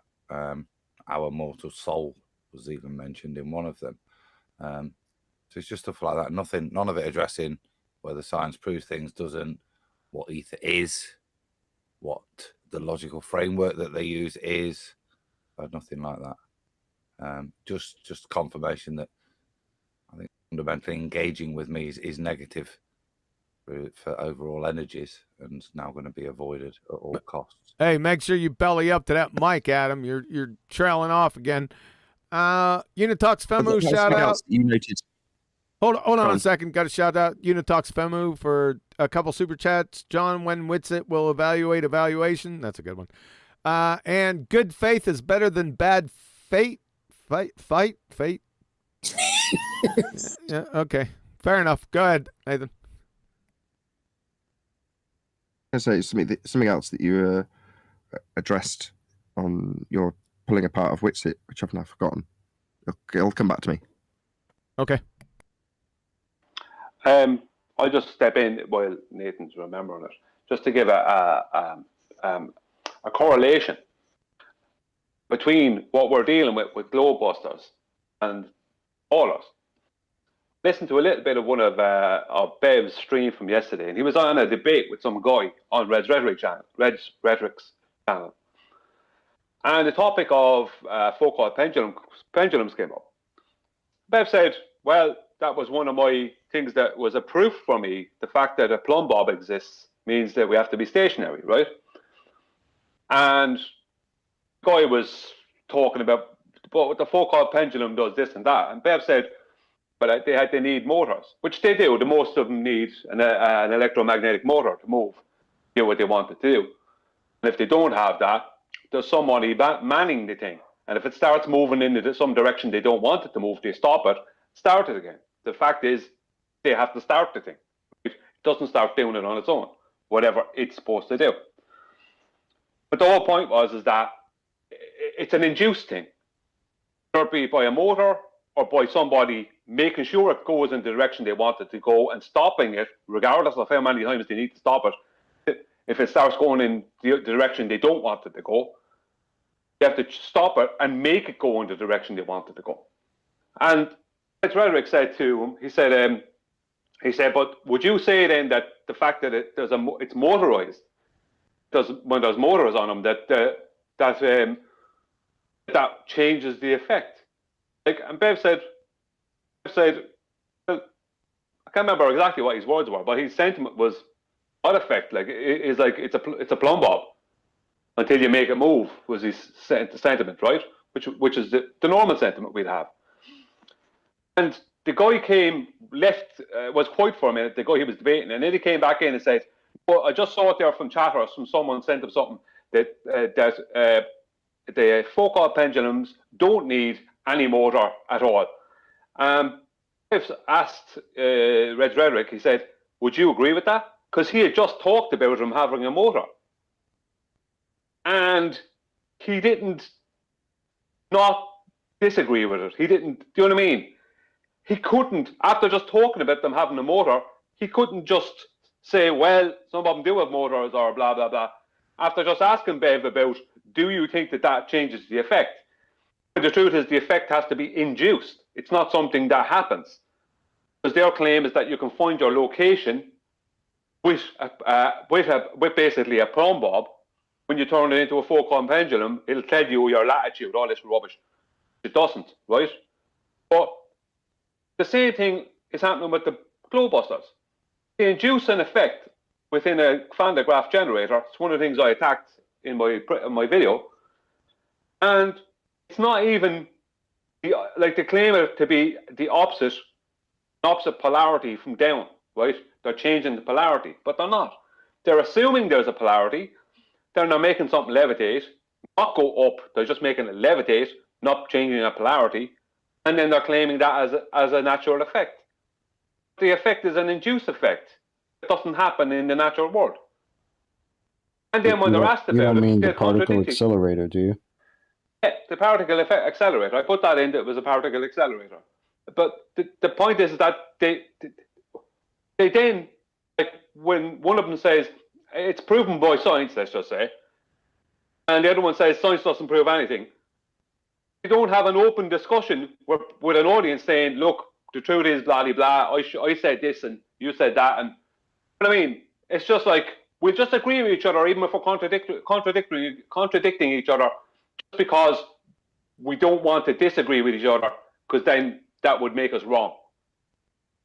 It was a bit on. Reminded me what I was going to say before, which was dovetailing off the back of what Adam said, and QE had pulled apart in the reference with Witzig gets it, and that's the logical framework aspect. So I'm really pleased that I, a couple of minutes ago, or 10 or 15 minutes ago, dropped in a nice, concise description of the logic of science. If A, then B, or if A, not B, being a hypothesis and null. Well, that's the logic behind science. And it's empirical in its outcome when you actualize that. So there you go. There's our logical framework. We've detailed it earlier. And I've detailed it again now, even more concisely. So where's their logical framework being laid out so that you can understand, if you've got half a brain, how, in our case, it's empirically validating something when we say science proves, which it does, and you can understand that when I lay out the logic for you. But we're not being presented with that, and QE pointed that out. Let's see the logical framework then. What is it? Don't just say it's a logical framework, because I don't just say science proves it's a logical framework, because that kind of open-ended airy-fairy nonsense doesn't really state much. But if I go through if A, then B, or if A, not B, actualize A and see if it causes B, you'll validate one or the other, that's a pretty concise way of summarizing my logical framework. When I say science and the method thereof proves things, you're not giving us that. We're not getting that. We're getting faith. Have faith in these NASA hunters when they tell you it's a logical framework that we're not detailing. Can I just play a quick clip? Talk about what he did with that height of the mountain to measure the radius of the Earth. I'm just going to preface it actually and say that this is members only at the moment. It's got under the very catchy title of Mountain Faith and Other Red Rhetoric / Bob the Science Guy Humiliating Flat Earth Measurement Members Only. Really catchy title. You can check it out, members only. It'll come out tomorrow for the rest of you. It'll come out in about 12 hours. Terribly flat and motionless. Now, when you say it's not flat, are you bringing up topology? What flat is? Yeah. Do you think flat earthers deny the existence of mountains and hills? I don't think anything about other people. You don't think anything. Okay, so would you agree with the statement that flat earthers agree that mountains and hills exist? Basically, flat earthers, the flat earthers that you have talked to, like the Nathan Oakleys of the world, they agree that mountains exist, correct? I've heard Nathan Oakley say that mountains are measured flat. So just to be clear, Nathan Oakley does or does not believe in mountains? Nathan Oakley has said that Al-Biruni measured a mountain flat. What? What does that mean to you? It doesn't mean anything to me. It's a nonsense statement. Okay, so if it doesn't mean anything to you, then how is that supposed to answer my question? Because you were asking me what I thought Nathan Oakley thought, and I said to you, an instance. Now, around 1000 AD, that was the question that faced Al-Biruni, who was an Arab scientist charged with finding the radius of the Earth. That's, I don't know, a couple of minutes out of an 8-minute clip. There's a little bit at the beginning, if I may, if you beg my indulgence, which I'll also play you, which I took from something I originally saw published by Mitchell from Australia, although it's a couple of English people. I assume they were Australian. They're not. Spherical. Say you've got a mountain here. So this is what you want, right? You want the radius of the Earth. Okay. We're close enough to the shot that the Earth can be flat. Gotcha. Like the Nathan Oakleys of the world, they agree that mountains exist, correct? That was the question that faced Al-Biruni, who was an Arab scientist charged with finding the radius of the Earth. Hey, I'll leave you with. Like I said, that gets released tomorrow on Nathan Oakley 1980. Subscribe today under the catchy title Mountain Faith and Other Red Rhetoric / Bob the Science Guy Humiliating Flat Earth Measurements. Just to head back. Hold on. Just to head back. Number one, I didn't know that Red's rhetoric or Red's pretenderic was still out here. That's the first time I heard that crackhead's voice in a long time, number one. Number two, Nathan, do you think mountains are flat? Observably flat and motionless. So just to be clear, Nathan Oakley does or does not believe in mountains?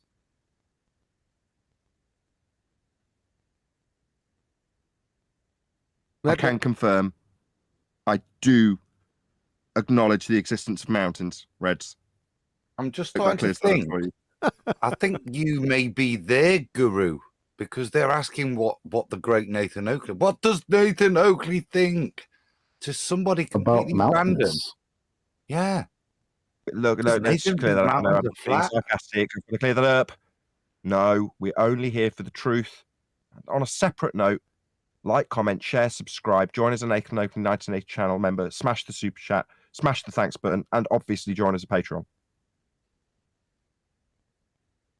I remember when Nathan made the statement, the mountain is measured flat. It was within several other. There's no context given to that statement. If I wanted to listen for 1 minute beforehand and 30 seconds afterwards, to hear the context, it was like Nathan, you added in several different things all at once, and I know exactly what you meant. I pointed it out, Brian. Yeah. So there's two things I want to mention here. There's that, not to do an Arwin and claim, no, I invented that. But within that, I did point out the paradox that the way in which the height of the mountain is derived is from a flat baseline, which I think is what Nathan is then laughing and referring to when people are holding to some form of misspeak crime. I don't even know if I've misspoken. According to the claim of Bev, try thinking I've misspoken in that regard when asked, do I believe in mountains or not, which was the question he was being asked to divine by Reds. Nevertheless, he's being asked and answered in a way that isn't necessarily me misspeaking. I don't know if there was any quote thrown in there from me saying, maybe I've said the mountain's measured flat, like Brian says, with context around it in regards to the flat baseline that's being used for the triangles, as depicted right at the beginning of that video that's going to get released tomorrow. So the depiction is her sniggering and laughing with her friend about the fact that she's having to do it flat. I think she says now I heard it on my big stereo rather than on the iPad. I could hear it clearer, actually. testament to what I should be editing on. Anyway, she says, I think we're close enough to the shard to say it's flat. That's what she actually said. Oh, my stereo is great. But you couldn't quite make it out when I was editing it. The other thing I'll say is when I was editing it, my wife walked in at a point where when I was editing the bit the Red Rhetoric says, and he's asking, just to be clear, does Nathan acknowledge the existence of mountains? And then there's a pause. My wife came in, gave me a look, and then absolutely wet herself. She was just like, and just by coincidence, that was the point that QE started laughing when I played it. Yeah. Have you referenced that video, Nathan? Because it's worth everybody watching. Because they set off on this grand mission. But if you do watch it, Mitchell checked the number because I remembered it. But they're trying to figure out R. And they head off with this thing. And so the bit I took was it's a flat baseline. But when they do all their calculations, and courtesy of Mitchell, at the 2010 mark, if you want to go 2210 mark, they get R to come out as 875 kilometers. So following Al-Biruni's method and the shard, then the Earth has a value, R value of 875. So it just shows how crap a methodology it is. I think you guys are misunderstanding the greater context of this this conversation, because they didn't really care about all those facts. That's not really what that was about. Rez is trying to establish Bev as a flat earther when Bev doesn't classify himself as one. So the whole debate is to get him to admit that he's a flat earther. That's the entire point of what the Globers are trying to do, because apparently it drives them nuts that he doesn't call himself a flat earther. Right? Yeah, that's right. Yeah, so that's literally Yeah, I know. That's what's driving them nuts. So he is trying to get him to establish himself as either you or some other flat earther in order to debate him. So the debate is about whether Bev is a flat earther or not. It's not even about any facts or anything like that. Because they can't. Yo, what's good, bro? So, Chalk, just to check that fact that Bev won't admit he's a flat earther is driving them crazy, even though the reason Bev won't admit he's a flat earther is to drive them crazy. They're not.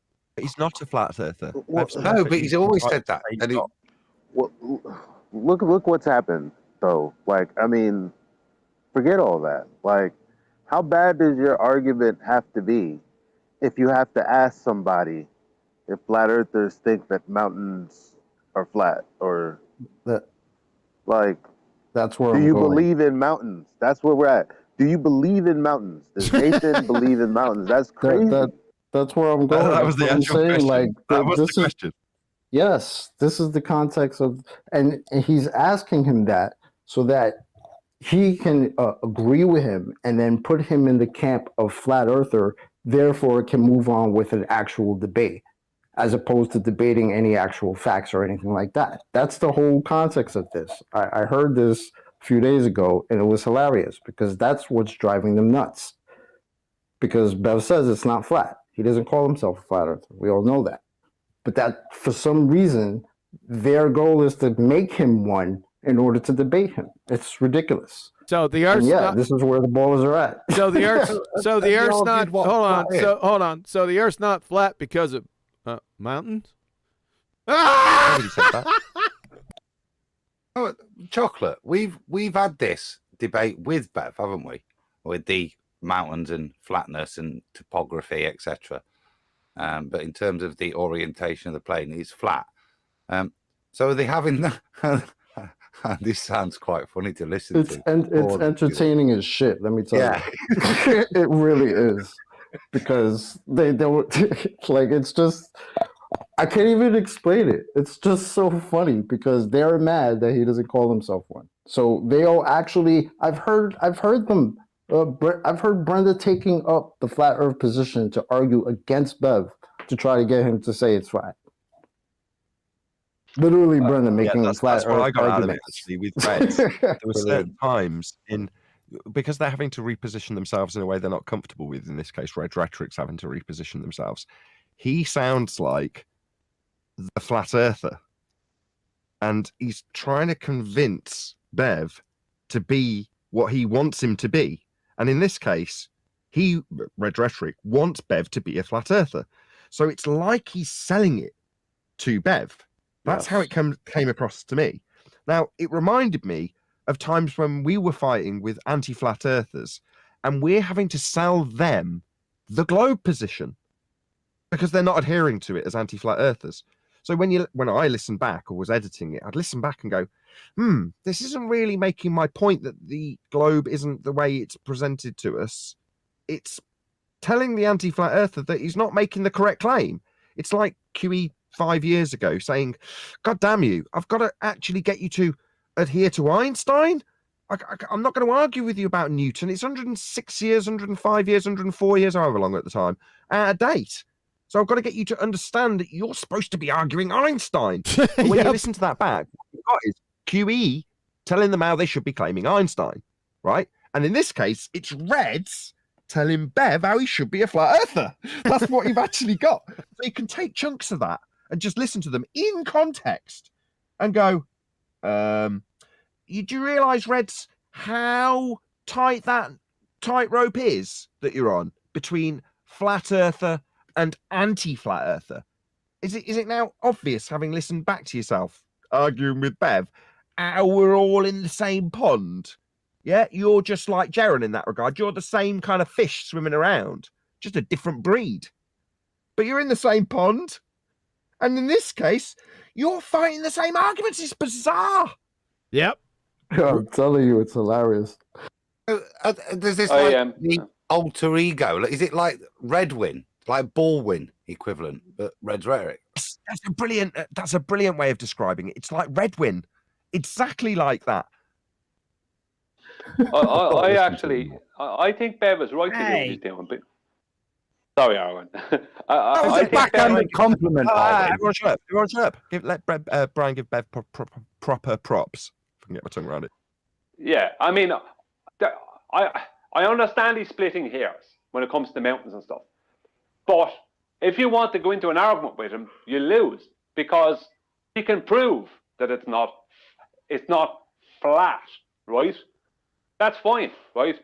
I was over on his channel when he had a Black Swan night thing going on a week or two ago, and I went in to speak with him about the Black Swan and about this topic, about the whole flat Earth, not being a flat earther thing. I pointed out, like, I don't know if I needed to point it out to him, but I just said it because I don't know, I can't divine his thoughts. I just said the only reason anyone ever started calling it flat was because someone started claiming it was a sphere. So the opposite from a sphere would be horizontal, but horizontal Earth is not going to. You're more likely to call it flat Earth, right? Because as a way of being the opposite from what some crazy claim. It's like it's a natural thing to start calling it flat if someone's claiming it's a sphere.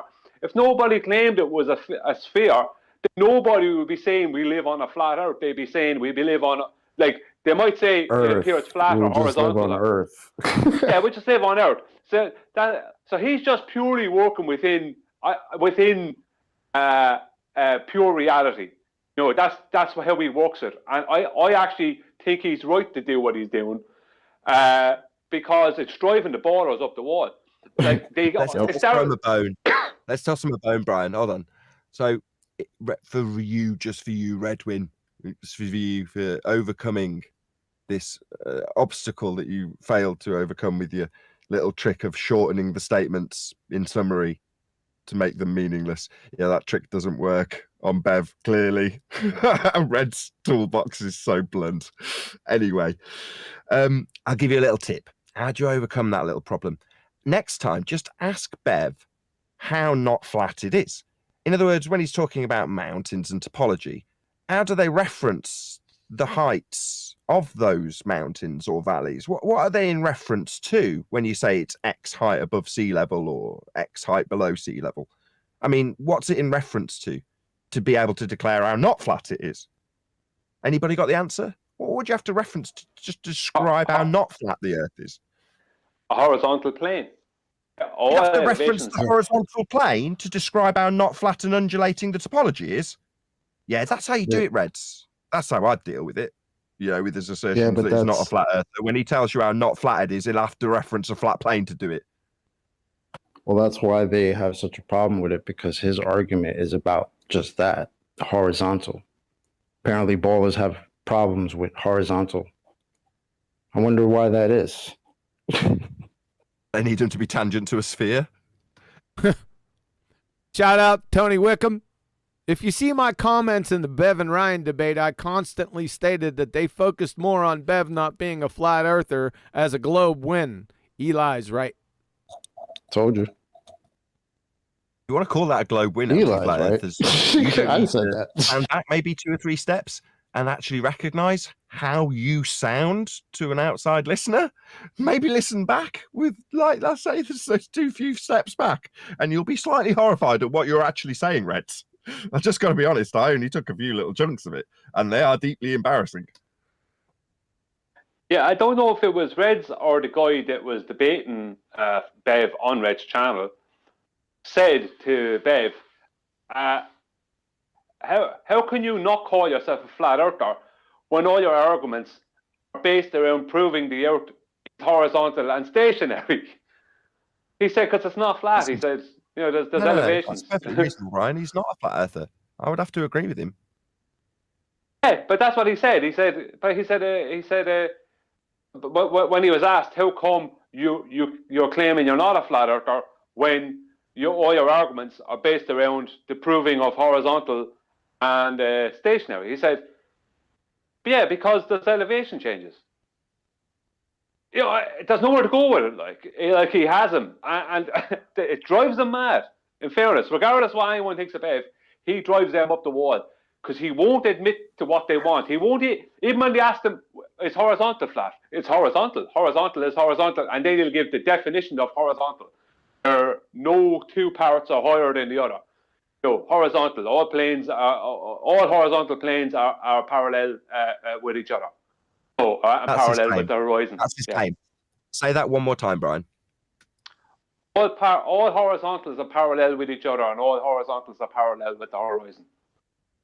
I claim it's an axiom. That's his statement. That's their issue with him. He doesn't have to declare himself as anything. As much as Bev probably doesn't like me, or although he gives me the impression, or I don't know what it is, but Bev from me, but I don't care about him in that regard. But in terms of what he's doing, I can't give him props, even if he's in a backhanded way slagging me off. Who cares? It doesn't bother me.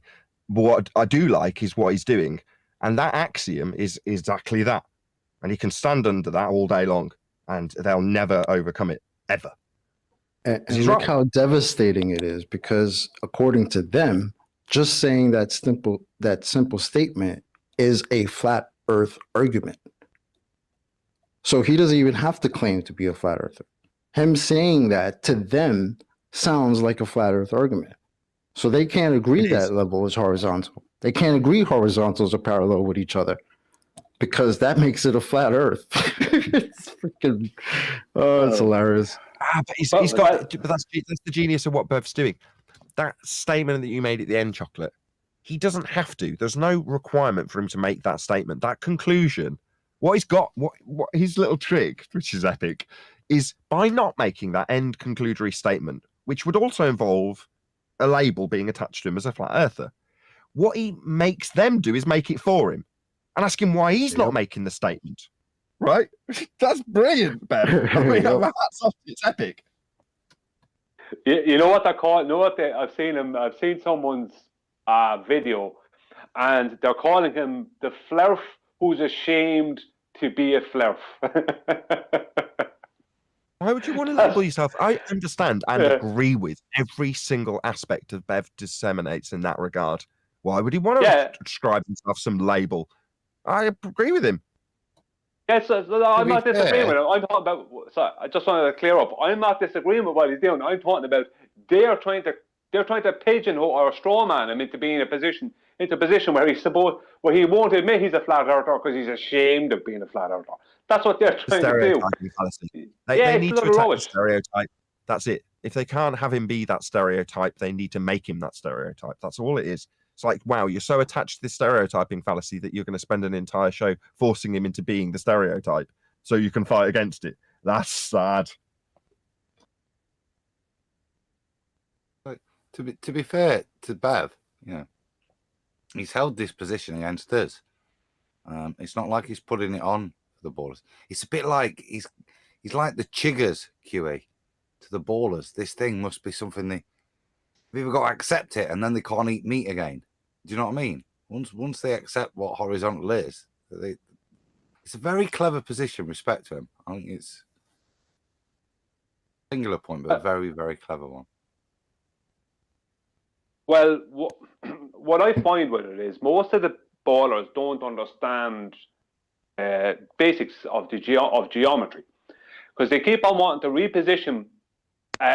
One of them, the guy who was debating, said in that debate, he said, well, I think it was the guy who was debating, said, well, Euclid is like 2,300 years ago or something like that. And he said, but since then, geometry and maths have moved on. And Bev said, well, all geometry is based on what Euclid's principles were. No, that's what it's called, Euclidean geometry. And your man brought up, what about a spherical triangle? Now, when you hear this, right, now I know Bev knows this implicitly, but when I hear this, it's like, that tells me someone doesn't understand how their so-called spherical triangle, something that doesn't exist, because it's not a triangle. There's not three angles within this thing. Triangle. Angles require straight lines. So there's no such thing as a spherical triangle. And while they're trying to attack him and claim non-Euclidean, or what they call spherical geometry, obviously don't have any idea of how what their claimed spherical triangle is formulated. It uses, from a central point, Euclidean angles to three different points on the surface of a spherical of a sphere. What it is basically three different circles with three different points on those circles with three different angles, and then they just, based off of the radius, they connect up the points with curved lines. That's what it is. So anyone who's claiming it's non-Euclidean or spherical geometry, they obviously have no idea. It's formulated via, that has to be formulated via Euclidean. It's three Euclidean circles and three Euclidean angles. To give 3 points on three circles that are then joined. Sorry, Adam, go on. I know you want to say something.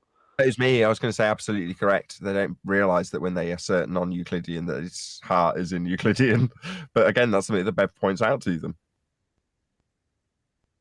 Yeah, I mean, his arguments are very basic. He keeps it as basic as possible. That way he has whatever he needs. If someone brings up gravity or whatever, he just say, so down. And if he has to get into a little bit more about it, he has enough to say, like, well, what about this thing? What about that thing? But most of the time, he just keeps it on point, and they want him to say, I'm a flat earther, and start arguing with him about some nonsense. And he won't do it. Well, all horizontals parallel being an axiom. That's an axiom in celestial navigation too, folks. Because all circles of equal altitude already have to be parallel. Indeed, something that I was a bit surprised at Bev and a bit disappointed at the same time, which is that what he preaches is the application in practical terms when you talk about celestial navigation. But there we go. He'll get there eventually. Even if he doesn't, cares. It's driving him nuts, and it's hilarious because they have to cringe and make flat Earth arguments just to try to make him seem like a flat earther. Just because level being horizontal seems to be a flat Earth argument. Might want to go tell everybody out there that level being horizontal. You might want to tell them they're all flat earthers then, huh? Eli bringing that up. QE, I've just posted it in the Gilded chat. Eli gave me a blast from, I don't even know how far from the past. I assume this is coming up again, the celestial navigation. Because Eli asked me last night, what was the resolution to this one? Which is the difference between trigonometry and celestial navigation. Eli, probably the more pertinent point is who's bringing this up and why again? You want me to post that, Adam? Yeah, it's worth a look at because down memory lane. It's an old. And discuss it long enough for me to make a coffee. Probably. I can, and normally waffly enough for QE to eat a banana.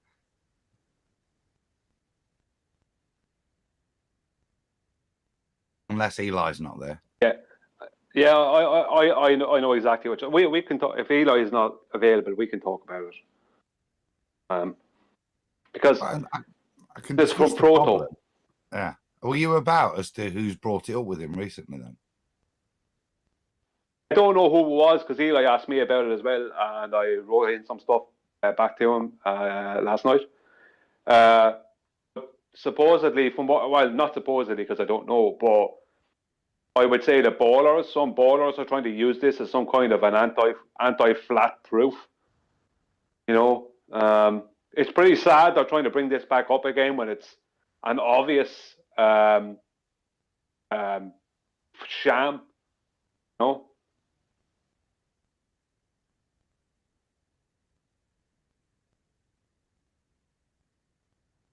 Okay, well, are you going to deal with this, Adam? Now belly up to that mic and deal with it. Yeah, I was going to say, shall I quickly explain it? So I'll read it. If you double the complementary angle, the distance to the GP more than doubles. So they've set up this thing, this diagram.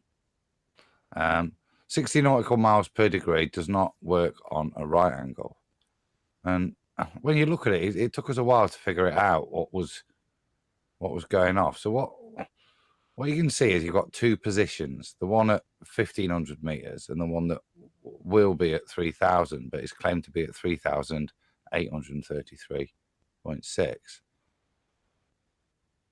And the way in which the order in which they've solved this to demonstrate that this thing doesn't work is this way. So they've used a convolution of both celestial navigation, excuse me, and trigonometry to disprove this triangle, I suppose. What they do is they take the first one at 1,500 meters, 1,500 nautical miles, and which they don't know the distance. All they've got is they're somewhere away from the GP, of which there is a star overhead. So they measure the angle to that star, which is 25 degrees. That then gives them the 1,500 nautical miles. So they've solved that triangle via celestial navigation. Now what they do on the next one is use that distance and apply it to trigonometry to resolve the distance from the next point to the GP, which works out using trigonometry to be 3833.6, which is the trick in itself. But of course, if you do use trigonometry to do that, you've used trigonometry. So in doing so, you define all three sides via trigonometry. So there is now a defined height to the star. And that was the trick in what they were doing. They were or juggling the two systems, because the celestial navigation doesn't need, it gets its side length from the angle or from the co-angle of the altitude. I think the point to undermine really is celestial navigation is not trigonometry in terms of its application to reality. Correct. What they did is, what Proto did is with the first angle, he took the 25 degrees, the zenith angle, multiplied it by 60, and got 1,500 nautical miles. The second angle, right, which would have a zenith angle of 50 degrees. He didn't use that. He used the elevation 40-degree angle. This is after he had already brought it out that far, if you understand what I mean. Like, he determined the length of the adjacent off of the 40 degrees via trigonometry, as opposed to determining the length of the adjacent via the zenith multiplied by 60.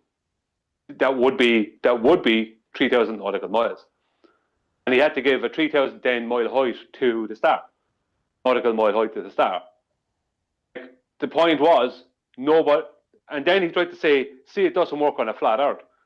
But the first angle is also on a flat earth. That worked perfect. It's when he did the second one via trigonometry and not as a celestial elevation angle, that's when it was wrong. Yeah. So there's nothing wrong with flat earth. There's something wrong with him. You know, but not that he didn't. Sorry, go on. The reference, the reference points, that 1,500 nautical miles, which is then used in trigonometry to resolve the rest of the triangle. That reference point is validated in celestial navigation and is correct. It's the thing that defines that distance through the elevation angle.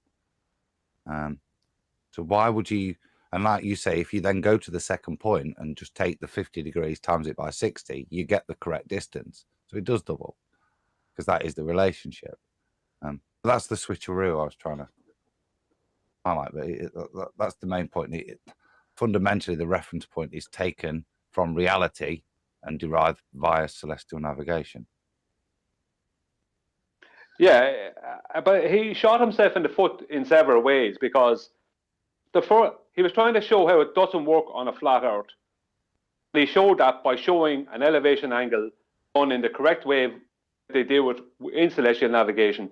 He showed it by showing that first, working perfectly on a flat plane, and then he did a second angle which also works on a flat plane, just done in a different way via trigonometry. So he proved not just that celestial elevation angles used within celestial navigation work perfectly on a flat plane. He also showed that trigonometry works perfectly on a flat plane, and he showed that he had to beg the question and give a height to the star, something that celestial navigation don't do. So basically he proved flat Earth twice and did several things that celestial navigation don't do. And this is from someone who claims to be an expert in the topic. Yeah. All right, Nathan, was that long enough? This is pretty painful. We've already been down this road a long time ago with Protothas Numpty Dipshittery. Are you back with your coffee yet? The machine takes a while to heat up. I've still not made it, but you're not asking me to do a round out, are you? No. Oh, that's all right. You can chat amongst yourselves. You don't need me for 5 minutes. All right. Yeah, I took it off screen, so you're going to have to move on. You're forcing it to move on. I am. It's so stupid. It is. You got to admit it. Go ahead. I didn't deny it was we. I think the point I made was we dealt with this stupidity a while back. I think it must be a year ago, because it's part of the Age of the Sextant stuff. The point I was asking was Elijah, who's disappeared. I was just asking him who and why have they bringing this up, because this got thoroughly dealt with. But he's not here, so I'm mute. He is here, but is he? Eli. I can see him lighting up, but I don't hear any sound. I think he has himself on, maybe kind of mute. Yeah, drop out. Somebody say something. Drop out, Elijah, and come back in.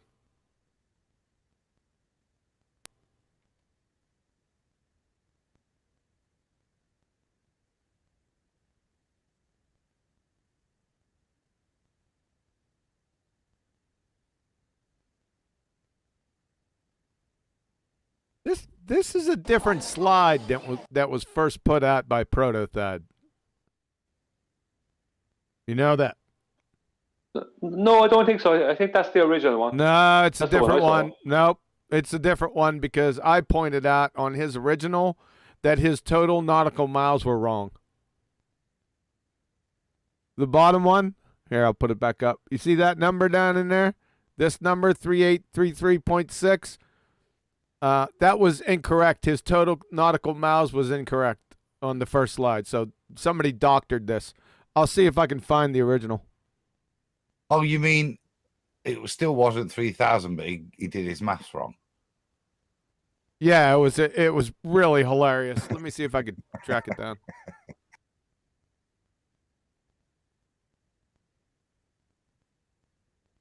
Who knows where that would be, though? Oh, goodness gracious. Go on, carry on. Smoke them if you got them.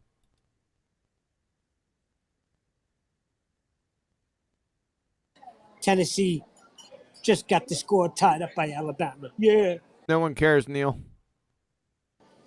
That's why I'm being quiet, though. So that's a good thing.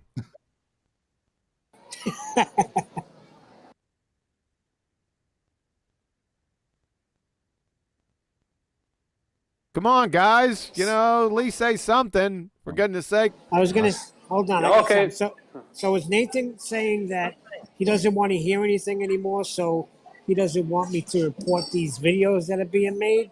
Is that what I'm to understand? Because he was breaking up a little bit way back when he was saying that. No. He said he wants you to double down your efforts, timestamp everything, and send it in constantly. Yeah. All right. No worries. In fact, he's desperate for it. Aren't you, Nathan? Desperate for Neil to do that work for you. Just send it anyway, regardless what he says. You need to see this and always remember what they're saying.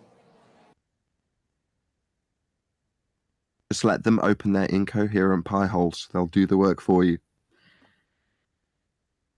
Never have truer words been spoken. That's copyrighted. That is correct. That's Owen 2019. I think Brian actually came up with it a couple of weeks before. I did, yeah. That's mine.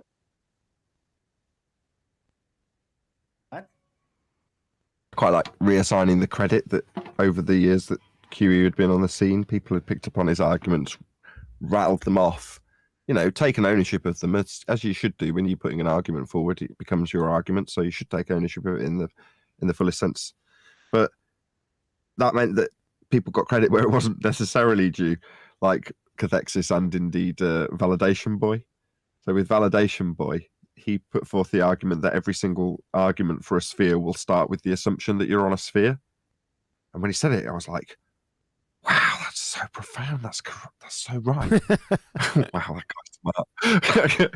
Then it was about 3 years later, after giving him credit over and over and over again, QE took me to one side via an email that he sent to the back office that I was supposed to keep private and said, by the way, that was actually my argument that he got from me.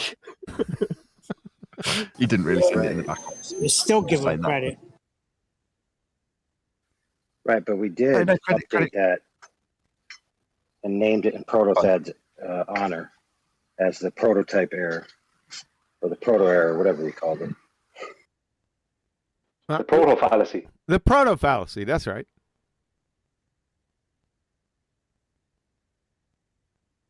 What's the proto fallacy? That's a good question. I can't remember. Where the conclusion exists before the line of questioning even exists. For example, we already know Earth's a globe. Oh, okay. Guilty before proven innocent. Right, so it's like, we talk about this all the time, where there's many globe quote-unquote proofs, which are basically just logical fallacies, right? But if you take enough of them and you put them in a circle formation, then they feed each other, But if you recognize that that's happening, you say, wait a minute, where was the globe proved in the first instance? Because you need a globe in order for this line of reasoning to work. And then you need a globe to make that line of reasoning work, to make this other line of reasoning work. So where was it proved in the first instance? Anybody? You just have to trust that it's real. You didn't take his good faith into account. Say you've got a mountain. I found it. Just one sec. That's my opener to the video that's getting released. In here. So this is what you. Hear it one more this is what time. you want, right? You want. Assume the Earth is spherical. Say you've got a. Just going to assume the Earth's spherical. Yeah. And then move forward with my description of how Al-Biruni derives a spherical radius from the assumed spherical surface that he measured flat. But that's the first premise you must start with. Well, I'm just going to assume the Earth's spherical. Now, in order to prove the Earth's spherical, it's like you just assumed it. Yeah. When you drew a circle on the screen. Yep, Brian, I tracked that down. So I was incorrect. I couldn't remember it. The 33.6 nautical mile calculate, that's incorrect. Follow? It's up on screen. All right. Yeah. That's what the faux pas was. Not this one. I forgot that it was this one. That's what I kept it back there. It's in the cobwebs back there, but that's incorrect. But we can move on. What are you talking about? Proto-that is little. What are you talking about? What? What are you talking about? I've lost track of what you're Well- correcting Brian on. Well, next time, you know, stick around and not go chasing after coffee, and you know what we're talking about. Oh, sorry. My bad. Okay, sorry. No, you're good. It's an old point. QE was only a point. Will I fill in, Nathan, QE? Go ahead, Dylan. Yeah. Okay, QE was pointing out that the image that was up on screen earlier that Adam posted, that Eli posted to us, has been doctored. Because QE pointed out that Proto's original image was incorrect with his, when he used trigonometry and that, was incorrect. His final adjacent length was incorrect. So even though he was trying to be a smart ass, he got his maths wrong. So it's been doctored since, and it has the correct value on it. Oh, Nobody I said see. that word. Not new they I are. like it. Yeah, that's exactly it. You don't take ownership of your error. You just let's just change it. No one will notice. If anyone points it out, just remove their comment. I misremembered. I thought it was the total nautical miles, but that's okay. This number is incorrect. So let's just close that business. We dealt with that so long ago. Sorry I even tracked it down. Let's get back to the regularly scheduled programming.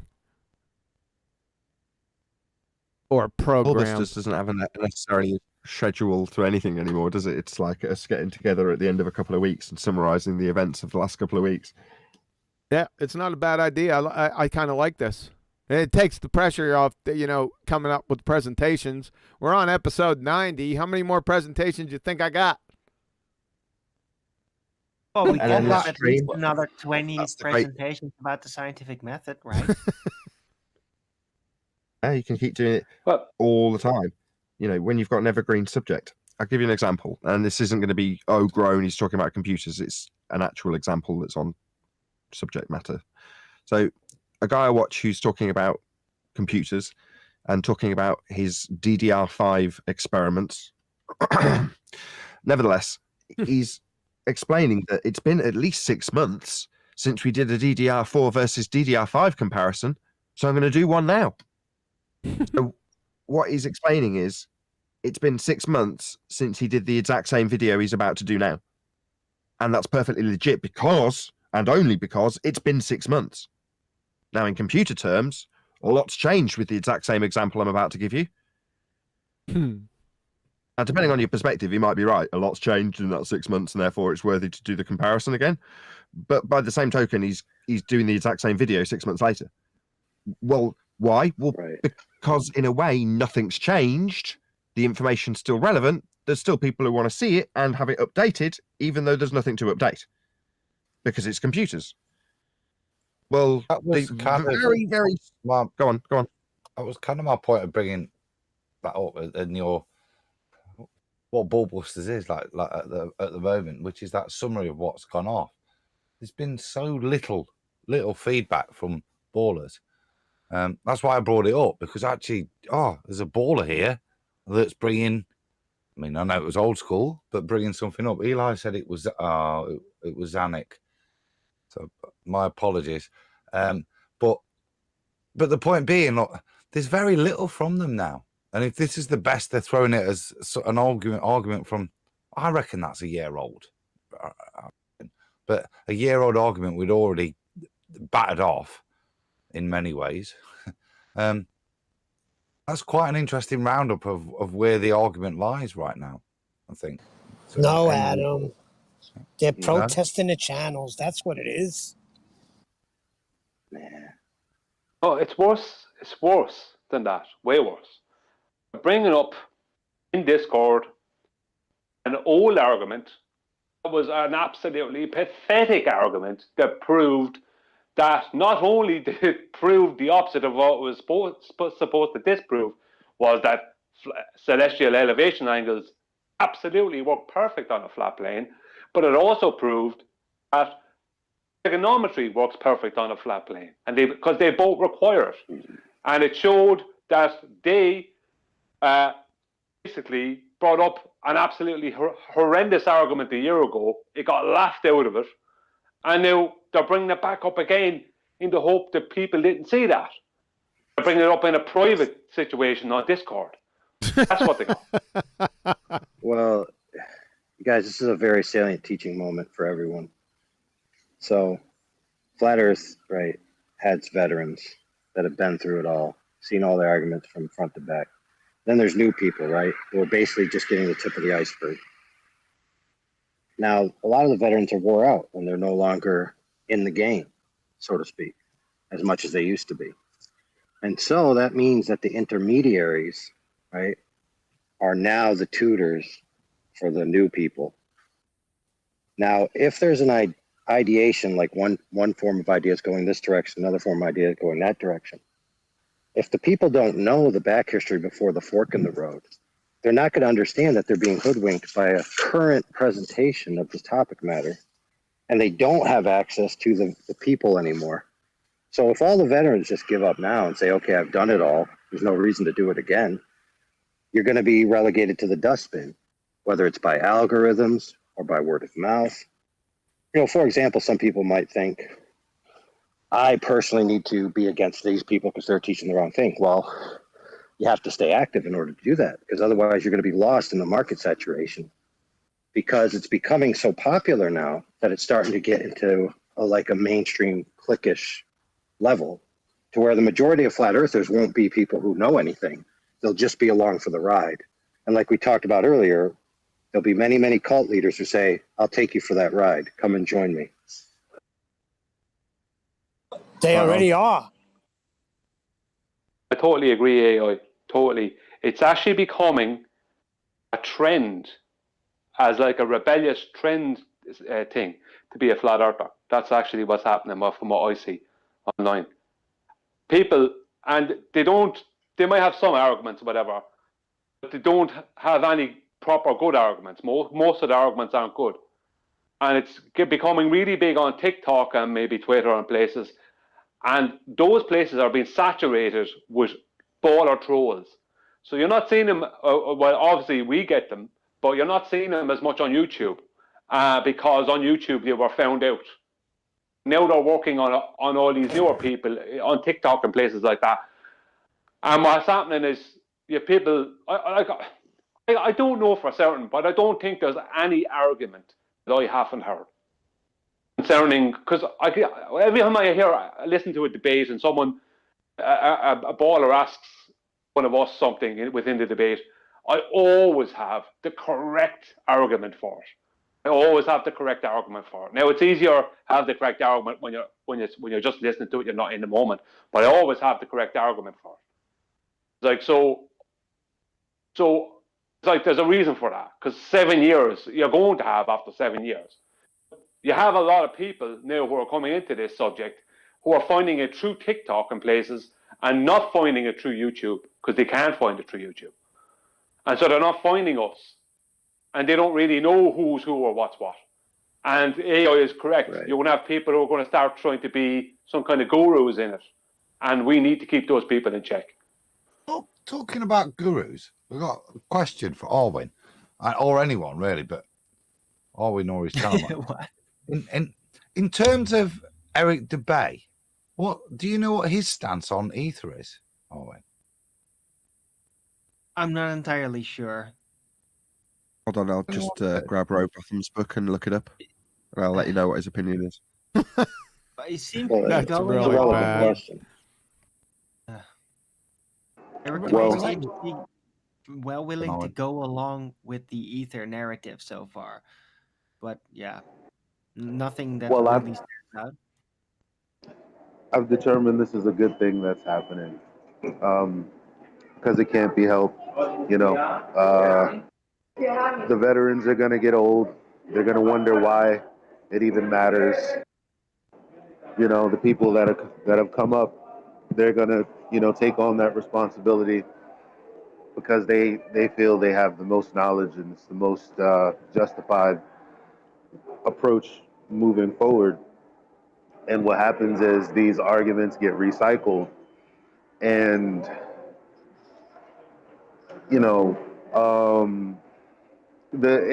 what happens is with all of these bad TikTok arguments or whatever, when someone like, say, Nathan, imagine him walking into Discord one day, all of a sudden what they thought was the way to argue is now they're now looking at this flat earth Jedi or something like who's easily not the character of Nathan that everybody keeps on trying to present, but actually Nathan presenting logical arguments and logical disagreements. And that's something that people wouldn't expect if all they hear is how he is versus what he presents. So I was told a couple of months ago, hey man, why don't you come into Geos? We need you to come into Geos. Yada, yada, yada, yada, Geos. And I finally started going to Geos, and it's like, well, when I talk, there's actually a conclusion to the argument. You know, I get a clip of the same thing you guys have done, making Xanax contradict himself, making Kosho contradict himself. And the only way to show them, hey, FED is good, it's good money, is to present to them how I would argue versus how others would argue. And that's the best we got. But it's you are that best we've got. I was trying to summarize it earlier, and you've done a better job than I did when I was trying to describe it as a spider's web. So when Kiwi was pulling apart Witsit, what he did was he pulled lots of other people's clips from their channels that have been doing things. Now, this isn't necessarily on your channel, but on Geo's, it is. And it's the same thing.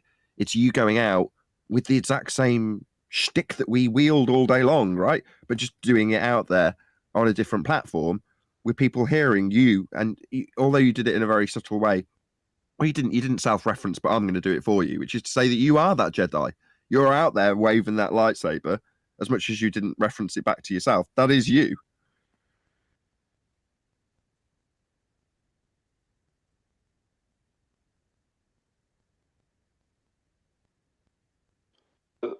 I'm going to say, because let's see, like when Eli comes in to reply, I'll shut up.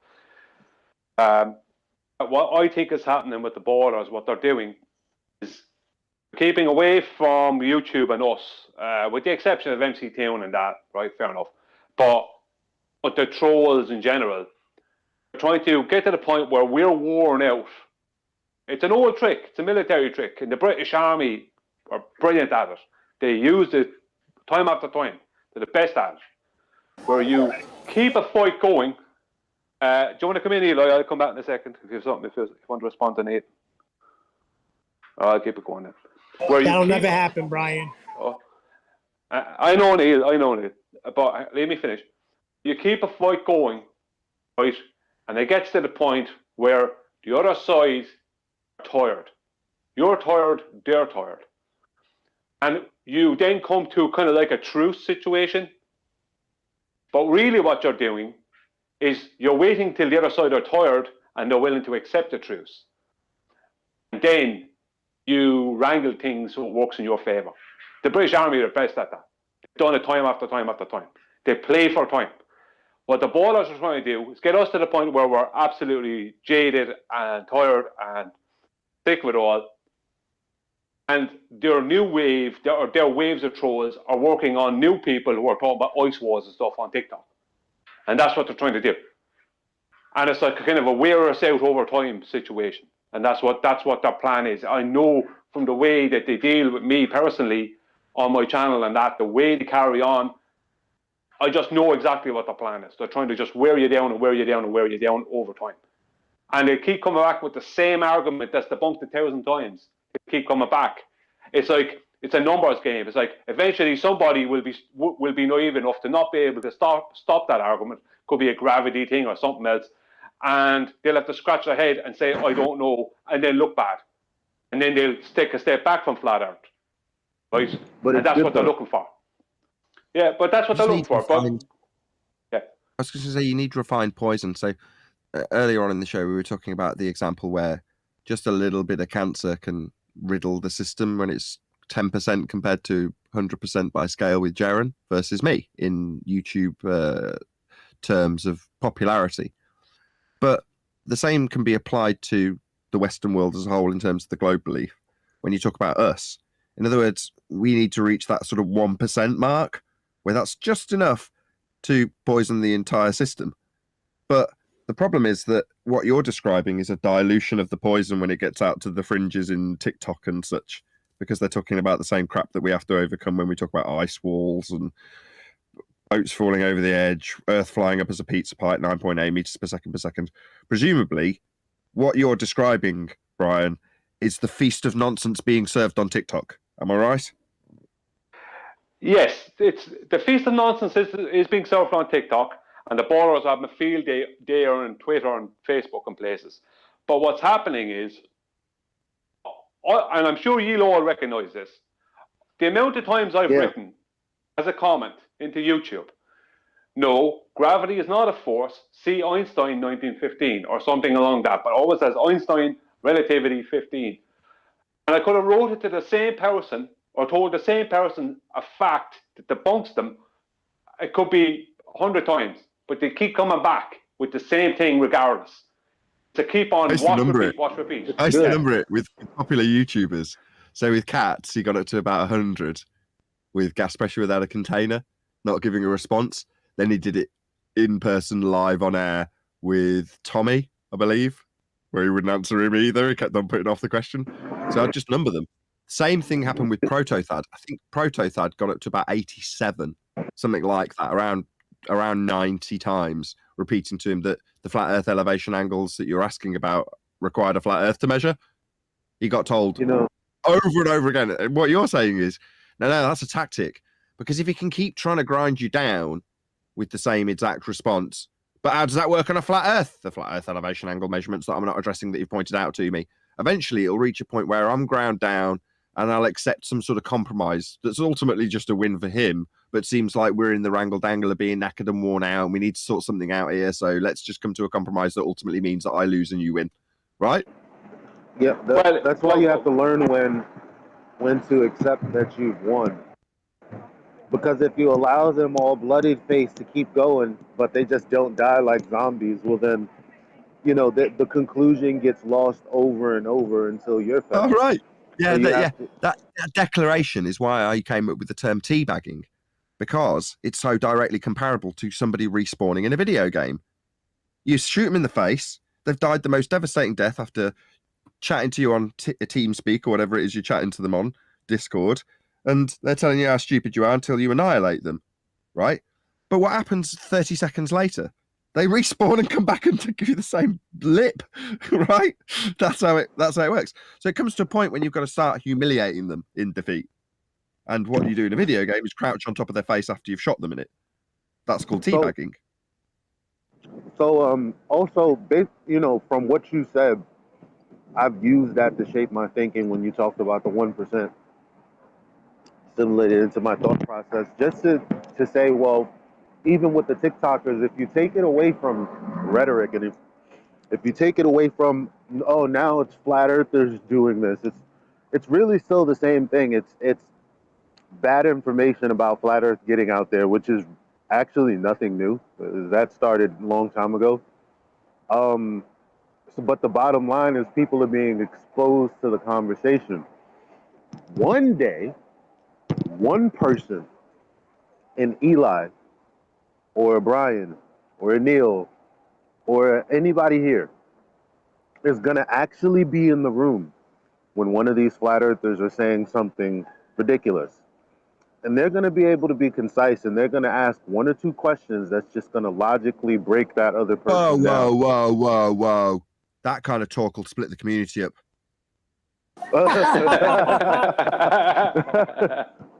Well, right is right and wrong is wrong. Hold on. I got the cure for the split up community. You guys ready for it? Face. Okay.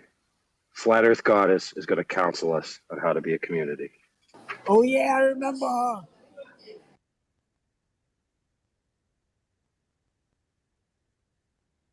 Okay. Flat Earth. You were gonna say good faith. Hold on a second. Who's Flat Earth Goddess? Is that Betty? No, she came on Nathan's show one time. She's Betty's Flat Earth Empress. Empress. Okay, so I mean, I do have the clip if you want it, but the long and the short of it is that Flat Earth Goddess is a quote unquote truther who eventually came across the Flat Earth concept and had never heard of any of the people that we know about, right? So, like circles of influence, crossing paths. And she joined the Discord that we had and started basically barking at everyone that we're too mean and we need to come together as a community. And in the midst of this, which, it's not too bad to say we need to come together. That's fine. All right. Kumbaya. She then went on to lecture us that science actually just means to know. So we're all just searching for knowledge, and therefore we're all doing science. And you can imagine what occurred next. Wait, is that the same one that came on Nathan's show? Yes, now you've said that bit, I remember that very distinctly. Yeah. Here, give me a second. I'll post a link for anyone who didn't witness the, whatever you want to call it. This is perfect. Yes, please. If you can post the link to QE, or if QE can pick it up and play it. Can you do that, QE? If not, I'll pick it up from Skype. Where is he going to post it? I don't know. Where are you going to post? Where are you going to post it? If it's in Gilded, then it's beyond my technical expertise to find it. He said he's going to go and get it. So let's not talk to him about how and why he's going to do the technical aspects of it when he's a man and he needs to actually do it. Okay. That will take up his mental capacity. Yes. Roger. Well, while we're waiting, that lady, Flat Earth Goddess, she's been around, I think, 7 or 8 years. She actually got into it years ago. But she spent time not on YouTube with us. I think she probably spent time over with Bob Nodell and them. So she's not... She's not sharp with her arrogance. Earned so much faith. Yeah. Not a bad girl or anything like that. She does her own thing on TikTok. I don't think she hangs in with Bob or anything now, but she did spend a lot of time listening to Glowbusters over the years. And unfortunately, a lot of people just found Glowbusters and didn't find that, and that's kind of the problem, So, mic check. We can hear you. Yeah, we hear you. Yeah, so check it out. Like, it's... Sometimes we're like, oh, there's no way this guy at this point doesn't know what our position is. Like he's faking, he's lying, he's this, he's that. But again, let's go back to Bev. There's no how, because in my mind, I'm like, how on earth does Bev not know what Nathan was talking about when he was talking about Al-Biruni? No, no, he doesn't. The people don't pay as close attention as people think. Not see me, what you're saying, not Eli. you, not everyone. Like, so the bottom line is, no, it's ignorance and the unwillingness to. I mean, people get stuck in their ways. Wait a second, but you can't say. Hang on. Hold on, Brian. As many times as it's gone over, he really doesn't know what we're saying. Really? I don't know. Hang on, you're divining people's thoughts.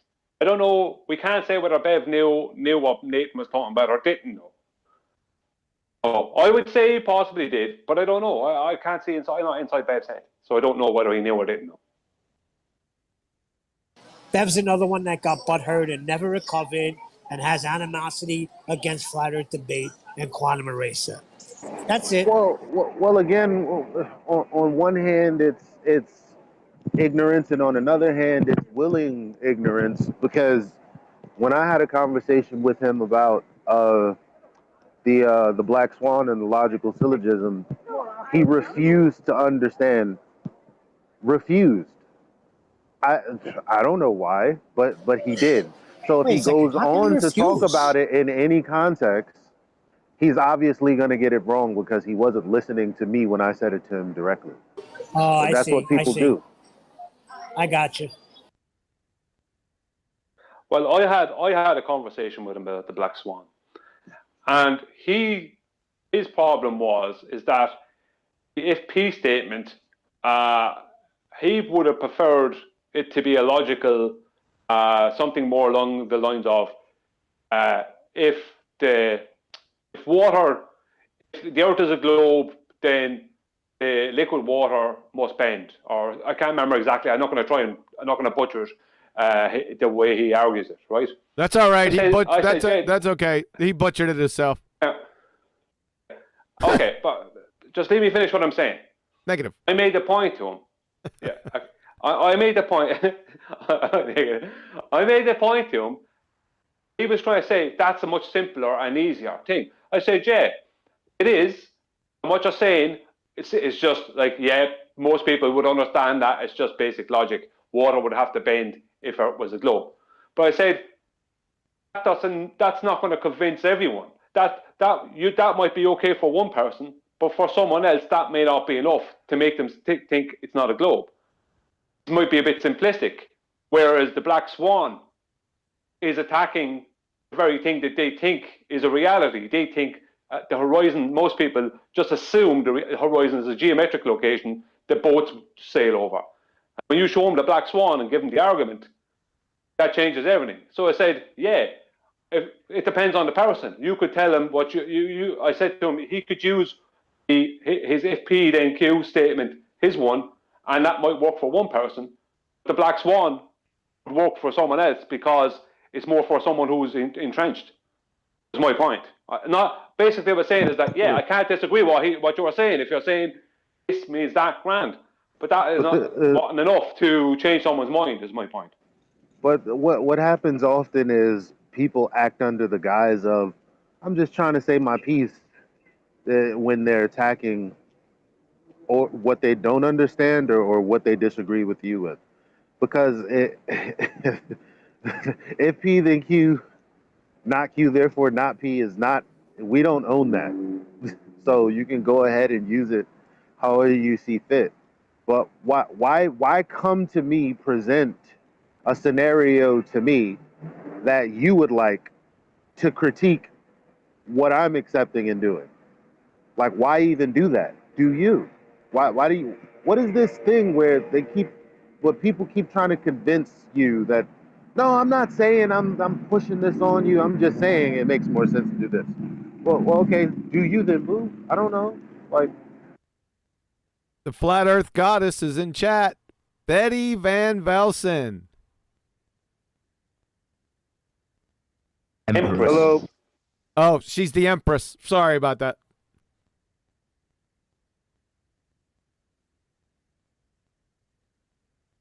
Somebody said hello. Hello back at you. Where is AI and where is that link? What? I put it in the BALLBUSTERS QE live show chat. Oh, geez. All right, hold on. It does have a timestamp that begins right before she enters the room, but it doesn't have, like, it's her first opening gambit. It's 1577. Okay, hold on for 1 second. Let's see if we could pull We've that got up. to preface this by saying she has earned quite a lot of faith. So just remember that when we're listening. Wait, I'm going to have to copy this link. Hold on, it's not working too well. 1 second. well, why isn't our money good at the Bank of Faith? Everybody wants us to have faith. Like, what's the big, like, what's going on? Who said our faith currency wasn't valuable? Excuse me. Well, I don't know. Everybody else is using it. Where can I cash in?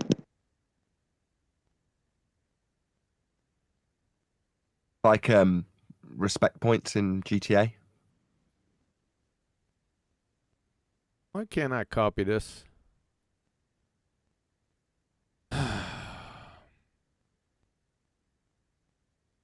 Okay, there. I think I got it. 1 second.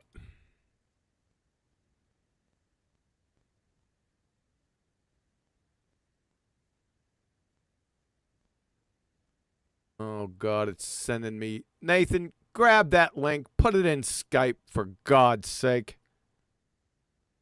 Have you put it in Skype? I can't put it in Skype. I can get it from Skype if you put it in Skype, and I then I didn't can play put it for you. All right, let me see if I can put it in Skype. And then you're going to give it back to me? Why would I need to do that? I'll just play it for you. All right, hold on. Put it in Ballbusters. Okay. I like the way when AI told QE where it was, QE started complaining straight away. Yeah, you mean you put it in the text chat for this show specifically? I mean, what an outrage. Yeah, too funny. Oh, I see. I heard the scientific method. You're like, Neil, I never do that to anybody. All right. Check yourself. I was talking before you were, Neil. All right, There's a- boys. Let's move on. Brian, There's a lot of Brian, passion. he brought a question out, Look, and we you're still all a get bit the same young. You've freaking all had a time. little bit too No, much I to didn't. drink. Now, fuck off. What the hell was that about? Didn't tell me shut up. It's the times you pick, Neil. Is everyone in So this I gotta group wait for supporting your the flat time, earth? Brian, Hold on, I right? can hear No, a voice. that's just the time You that don't we- say hello, shit. You go hello, drobbling hello, on and hello, on. I hello. don't say nothing. Hello. I back you. Hello. I can hear the Hello? feminine voice of reason in the background. Go ahead. Hey, I'm just curious if everyone in here is a flat earther or is there's globe people in this chat? That's the age-old question. Is there any globers I'm a in here? glober. Yes, there will be. I mean, right now. Yeah. Virus I'm is a Because saying we're not that. live right now. People live can hear me or no? I'm just talking to you guys. We all hear you. I'm a glober. I'm still learning the Discord. Sorry. Okay, listen. I love that we're digging deep in these conversations, but I feel like, can we talk about solutions? Like, does anyone have any suggestions for solutions? We all know that the crap's going on, but what are we going to do about it? What's the problem Mental- exactly that you want a solution Mental for? illness. Hold on. Mental illness. What's the problem that you want a solution for exactly? Well, that we can start with the list. Yeah. Mental, physical, spiritual. Which ones do you want to start with? Clearly, there's tons of issues humankind has to work on. I mean, my bad. there's homeless people everywhere. Okay, The, yeah. the hospitals are full, and we're not even just talking about. Okay. the current Thank you. come on. Thank you. Yeah, we're hyper specific here, though. We cover nature of Earth. Okay, so one of my issues is, relating to the flat earth, it's all related to flat earth to me, but we're still giving NASA billions of dollars a year, okay? And that comes from where? The numbers are just kind of all digital now, so it's like, does that even matter? And I feel like we have to stop giving energy. A lot of it is the energy that we're giving to these, discussions and these people who don't support our movements. It's like, called taxes. what if we gave our It's taxes, energy not. to build? Oh gosh. It's Go ahead. taxes, it's taxes, not energy. They take taxes, they set up their systems. So now don't go pay your taxes, and then they haul your rear end to court. Now you're in jail. It's forced upon us. It's not energy. The energy is here. Right, We're fighting it. but it takes your energy. It does take energy. We're fighting so we it. have to, We're fi- obviously, we have Oh, to still gosh. pay taxes. We have to still kind of blend in and do the things so that we're not getting in trouble. Believe me, I tried to do the extreme thing. That's I the got in tons energy. of trouble. Oh gosh, that's the energy we display every day when we tell them with our energy and prove to them that they've been lied to, and that we don't go to jail for that. Right. So on a bigger scale, this is my issue. Okay. No matter if you think that there's been humans for millions of years or 10,000 years or whatever, I know that there's a lot of different views on that. I feel like there's so much division within the flat earth movement alone. We have to stop with all the nitpicking with each other and come to, we need to unify. We need to get the flat earthers, like the people who know that even if you think that we're in a bowl, even if you think that we're literally I know a flat earther who was a flat earther for so long, like years. and then he just turned into a bowl earther. Like he thinks we're inside a bowl now. I'm like, what is this? But either way, I still love him. I'm not mad at him. You know, we still can work together because we know that stuff is messed up. Like So, the so you homeless want us, is you want out us, of so you want us control. to turn, so you want us to turn into Globers? No, We're all I didn't say we're that. unified. Why are you putting words in my mouth? Well, I'm you're talking saying about you want us to be unified. If they, but they're yeah. not. So that's the thing. That's why we exist, because we're not unified. We actually try to find solution to what we're looking at. You know, that's why we got. That's what we argue about. What we're, you know, the nature of Earth. Yeah, and I'm I probably think- more talking about the leaders of the movement, the people who've been in the movement for a long time, who are like sick of saying the same things over and over and over again, because it's just the same thing for me. I've been doing this for years, and So it's can you the point to same leaders? thing. Who leads the Flat Earth? Which of these leaders? We're all leaders in our own way, but there's obviously bigger names in the movement like Eric Dubay, Math Powerland, Daryl Marble. You know, there's tons of people. I consider myself a leader in the movement just because, like, I don't have thousands of followers because I've been shadow banned for years because I've been talking about health and wellness and cannabis cures cancer and stuff before even Flat Earth. I have been shadow banned. So it's an issue, this whole online thing. I think we need to do more real life things. I know that there is more Flat Earth. That's why I'm got my whole movement going to unify Flat Earthers. But there's still a lot of people, even just within the Flat Earth movement, that attack other Flat Earthers, and that's one issue. Hang on, I'll add some clarity. Hold on. Whoa. Hold on, everybody. Brian, I had Brian first. Go ahead, Brian.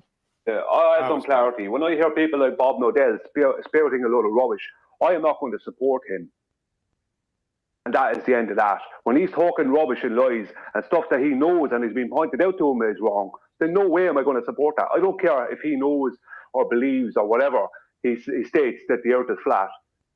That doesn't mean I'm his friend. If he's talking rubbish, then he's talking rubbish. And that's what we do. I don't know what you're talking about because I've never heard him or I know who he is, but I'm not on the YouTube side. So there's like all the stuff that y'all talk about, I really don't know. Like what's wrong with Bob Nodal? Let's not make it about. Let's make it about you rather than an individual that's not here to defend themselves. So there's quite a lot. Yeah, I agree. Okay, yeah, I'm going to struggle to have a right? conversation with you if you interrupt me after the first two breaths. So you've laid out quite a lot of information, and I've listened to it all. But one of the things you said was you want a unified flat Earth, and the reason it's not is because there's a lot of nitpicking. Yeah. Now the problem is that we are living in a world where our opponents on the anti-flat Earth side will just agree with any old nonsense that they spew. So long as they're all unified in their sphere belief, it doesn't matter how much nonsensical rubbish that they'll spew. They'll all pat each other on the back and be unified, which you might see as wonderful. But it makes me cringe when they'll just literally descend into complete nonsensical gibberish and be patting each other on the back over it. Now, by contrast, here, if we correct somebody on something that they've said that's wrong, they often take offense. They don't like it and will often fall out with you for pointing it out to them. And I'll give you an example now. So before the live stream ended, you talked about scientific evidence, which is something we detail on an almost daily basis. Not so much recently, but that's probably because we spent several weeks on Ballbusters talking about it. Nevertheless, typically, we'll talk about science and the scientific method daily. And there's a lot of misapprehensions about what that means. And that's critical to the deception that we've had foisted upon us in terms of the globe Earth, because the deception has come with a magic trick that utilized science to convince you of the method you were trained in as a very young child as being empirical. And that magic wand only needs to be waved with a few select words when describing a globe Earth to allude to the notion of having empirical evidence to demonstrate the sphere Earth. Science being those words. Now, in some instances, like I'm going to do with you now, if I'm to point out to somebody who's on my side that you shouldn't really allude to the idea of refraction being a scientific notion, you're not establishing the cause of a natural phenomena, you're just detailing an effect as opposed to establishing its cause. So that's not science, but you used the word. So therefore, a whole bunch of people, as soon as you said it, went, "Rah!" As soon as you said it. Now, you could say, Why are you giving me a hard time over it? Why are you nitpicking? And my explanation that we've been deceived with these words that we must now be careful with and select carefully. And you're abusing those words. In other words, I'm technically telling you off. I would assume that you'd take some sort of aversion to it rather than just go, oh, of course, Nathan. Thank you for pointing out my glaring error. Most people aren't grateful. In fact, in the case of the referenced person earlier, when I did exactly that with them, pointed out their error when it came to science, I was then chastised, cast into the pits of hell, and told never to be subscribed to. So I was demonized for pointing out a critical key detail in terms of our deception in this regard. And I got no thanks for it. Now, you might say, well, you were nitpicking. Why did you get on his case? Why didn't you just scratch his back while he was using science in a way that we've been deceived by the heliocentrists? Well, because I can't tolerate that. Now, admittedly, a lot more succinct, Brian said, well, I just won't support nonsense. Well, the same is true. But at least I attempted to unify the flat earth by correcting an error, but I certainly wasn't thanked for it, and it certainly didn't unify anything. Just cost me a lot of subscribers, time, money, heartache, all the rest of it. I offer an alternative. I did. No. I've just given. No. Hello. Just given Flat Earth Goddess a great big earful. You can at least let her respond. Yeah, that was a lot. And I get what you're saying. Okay. And I mean, let's back up, because you're saying that something I said earlier made you cringe about the scientific method. I mean, that's just, and maybe that's the difference in our education systems, because I was just raised in the basic American education, United States, you know what I'm saying? So for me, that's what I have to go back to. And that's what helps me. If I'm talking to somebody who's trying to push the globe on me, I just use their language. Like, that's why I always go back to etymology, because I just want to know exactly what I am saying. The word science means to know. So that's why you have the scientific method. It's an actual stages, the figure out, the explain it. Can you do the hypothesis? And then can you do the experiment? Then you have to prove it. There is a specific way to do the scientific method. So I was talking about one specific thing when I wasn't just saying science in general. I was just talking about doing the actual scientific method, which means going to the place, plugging in the numbers, and physically doing the work. This is not what globe people are doing. Okay. But either way, we can still... That's not scientific method. That's not science. So your apprehensions of science are the same as everyone else's. So I'm not singling you out. The word science means to know. I'm just Bear telling with you me. exactly what it means. Yeah, I The heard word the first science time. means Thank you. to know. You could chant what I've just listened to again straight through the top of me, or you could listen to my response without chanting what I've already heard and listened to. Yes, to know. I did listen to you. Thank you. So when you said do the numbers, after reasonably describing hypothesis-based experimentation to prove things, you did a good job, but then ruined it by saying plugging in the numbers. What's wrong with what do you mean? You're talking about the Earth curve calculator. Yep, that's not science. I'm not saying that it is. I'm saying that if you want to prove, if a globe person needs to prove to themselves, they have to do that to show that the numbers don't add up. That's the point. Okay. Well, I'm not saying the numbers are right. I'm saying the numbers are wrong. That would be a geometric claim and a little bit of math behind it and someone going to verify it. But that has nothing to do with the scientific method as you lined out. There's no need to use the word scientific method when we're checking someone's claim. It doesn't necessarily mean we're following the scientific method as you outlined it. Was that the main point that you wanted to be made from that extensive chunk, which was very good? I really enjoyed listening to that. But was there a further point that you were hoping that was get played that I didn't? AI.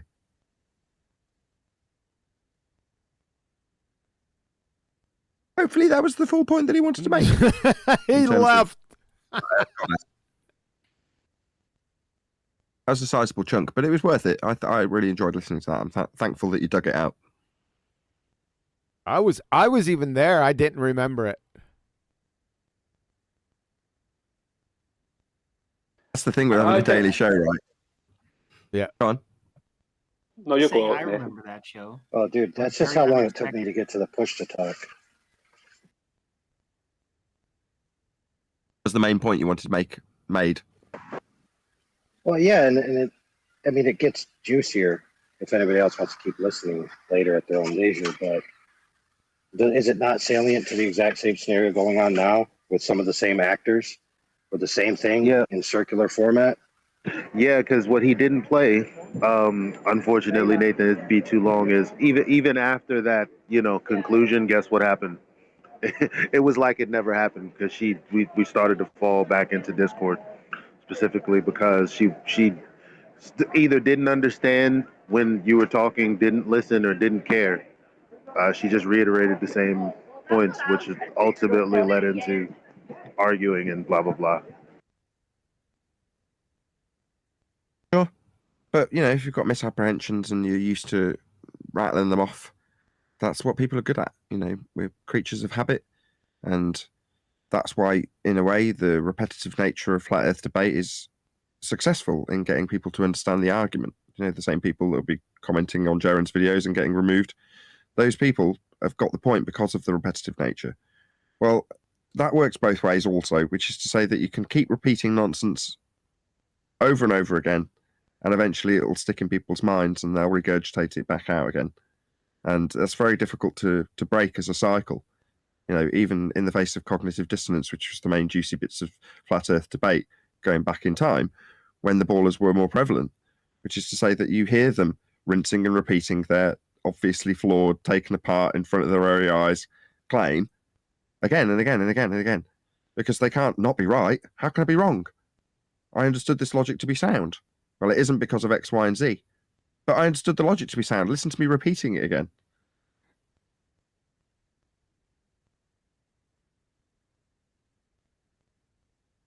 Yeah, her sentiment was correct. The girl's sentiment was absolutely correct. Scientific method. Hold them to task on scientific method, but she didn't understand what scientific method was or what science was. I couldn't hold that against her because I didn't know it up to a couple of years ago. If I had never met QE, I never would have known it. So I can't hold that against her.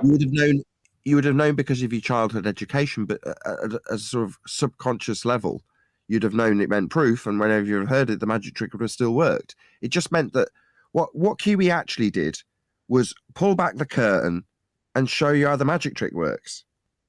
So we all knew what science was. That's why the magic trick worked. When you heard the word science, you went, proof means it's proven then. Mr. Scientist means Mr. Proof. If he says it, it's proven. So that's how it worked. So we all knew. But like I say, it's then the curtain pulling back is QE going, check it out. When they say science, have they actually got any?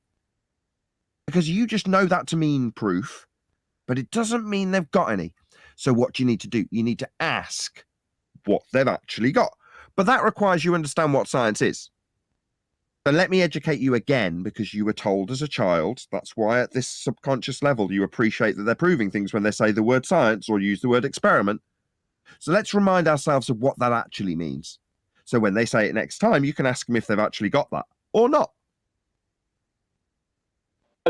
Funnily enough, I think it was Lawrence Krauss. Is that the guy's name? He's like an astrophysicist or something. That's his name. Thank you. I remember back in the early 2000s watching TV one night, and he was on, I think it was him, and he said, science doesn't prove things, it only disproves things. And I said to myself straight away, probably said that loud, it was on my own in the kitchen, I said, what doesn't? I remember saying, no, it proves things. Like, but him saying it only disproves things, I understood that's proving it. But he was missing half of it. That is proving something, but you also prove things. It's like, if you disprove something, yeah, you prove something, but you also do actually prove things. It's like, that made no sense to me. I remember seeing it and going, no, that's I don't care who he is, it's wrong. To me, that was just like a bad road. And it was kind of at that point, That's what's being said today in the conversation. for whatever reason, in the conversation about the scientific method, I've heard science doesn't prove things, but it can disprove things. I don't know why that sentiment is being shared after all this time. We used to get that some years It's ago. changing. It seems to be circular and that we're back where we started, but it's actually evolved because the mainstream science system is starting to abandon all of their quote-unquote previously proven things based on that thing that science can't prove anything. Because they've been looking for the unified theory, right, or the explanation for the entire universe. And lo and behold, they tried to do it by searching for things that are small, like particles. And if we could just find the one particle to rule them all, we'd understand the universe. But in their search for this quote-unquote super particle, all as they end up hitting is a wall of consciousness. And so now they're basically conceding that the fundamental unit of reality is consciousness itself, not matter or not objective reality outside of consciousness. So you take that in light of this idea science doesn't prove anything, nothing can be proven about the external world, only the internal world is provable. You end up with forms of idealism, subjectivism, monism, etc., which is exactly what this one guy I was listening to said. He said that reality is more like idealistic monism. Now, that should ring a bell to anyone who's been studying this ether argument lately. Is that that's what Ken Wheeler believes in? The ether to these people, and I don't mean anyone who believes in ether, but to these types of people, is the interconnected causal loop between the mind and reality, where it's a feedback loop. So you don't need a creator. You don't need a specific deity. Humanity is its own creator. The earth is a manifestation of the mind, of the human expression. It's New Age. It's just the repackaging of the old age religion under a new name, New Age. And now it's under the guise of science, the same mumbo jumbo that's always been peddled. Well, what they're doing is two things. Number one is they're using the term on a constant basis, universe. What's that? Because you know what they're referring to when they say universe. They're not referring to just the reality we walk and sail around on and fly across and look up at. They're referring to this heliocentric super vacuum that they believe exists with all its contradictions. And then they're coming back to how consciousness is the X, Y, or Z. Completely moving away from completely moving away from what natural science is. Keep man and mankind out of it. We're dealing with the physical and natural world. But they're bringing mankind into it when they're bringing consciousness into it, because I think they're talking about their own consciousness. And they're talking about a universe that they're pre-assuming is heliocentric. That's irrelevant. The point is that that's all well and good, but the ultimate synthesis that this will lead to is where all those claims about the external world are irrelevant. Because the external world is just an expression of the internal world. It's not objectively true, separate from conscious observation of the subject. That's why it's called idealism, and that's why it's called subjective idealism. And now because of this, it leans towards monism, which is all is one. So there is no universe out there. You are the universe. Yeah, but it's not natural science or how it's established. Okay, it doesn't matter. That's the point. It's irrelevant. Yeah, but it isn't. You're kind of missing my point. I'm not missing your point. I'm not missing your point. I think you're kind of missing my point. Is that they're pre-assuming there's a thing called a universe, and the secret to this universe is their own consciousness. What has any of that got to do with natural science? Nothing. Right, but in that view, the universe is an expression of consciousness. It's not a separate entity. Yeah, I don't. Whatever view they want to have, they can have. My point is that. Go on.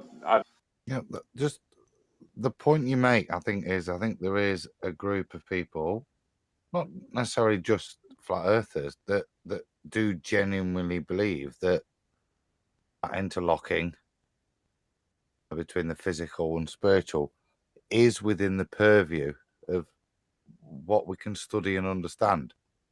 I don't think they include that.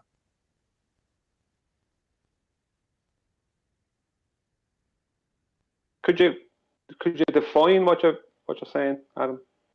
Unless you've already defined it as much as you can. Yes, just say your point again. I was responding to that in terms of where. Well, my point was that the disconnect with them is. My point is that they're going to have to get to the point of science doesn't prove or disprove anything, because what they're trying to prove they can't prove or disprove. So they have to get to the point where science can't do anything.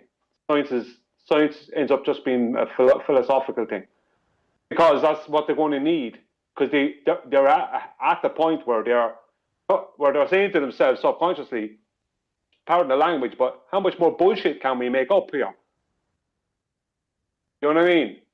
It's like, how much further can we go with this sham? So we're going to have to say science doesn't prove or disprove anything, and basically use the term science as a weapon, but also demean it. Because that's the only way they're going to be able to keep their plan alive. Whether it's intentional or not, it doesn't matter. That's my point.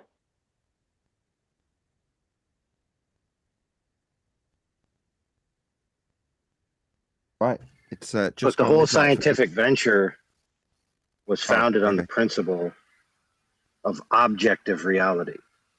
A rational world that's rationally accessible because it's intelligently designed by a specific ancient creator that is not a subject to that reality, but instead an object. So this new move is just to remove objectivity and turn it into subjectivity.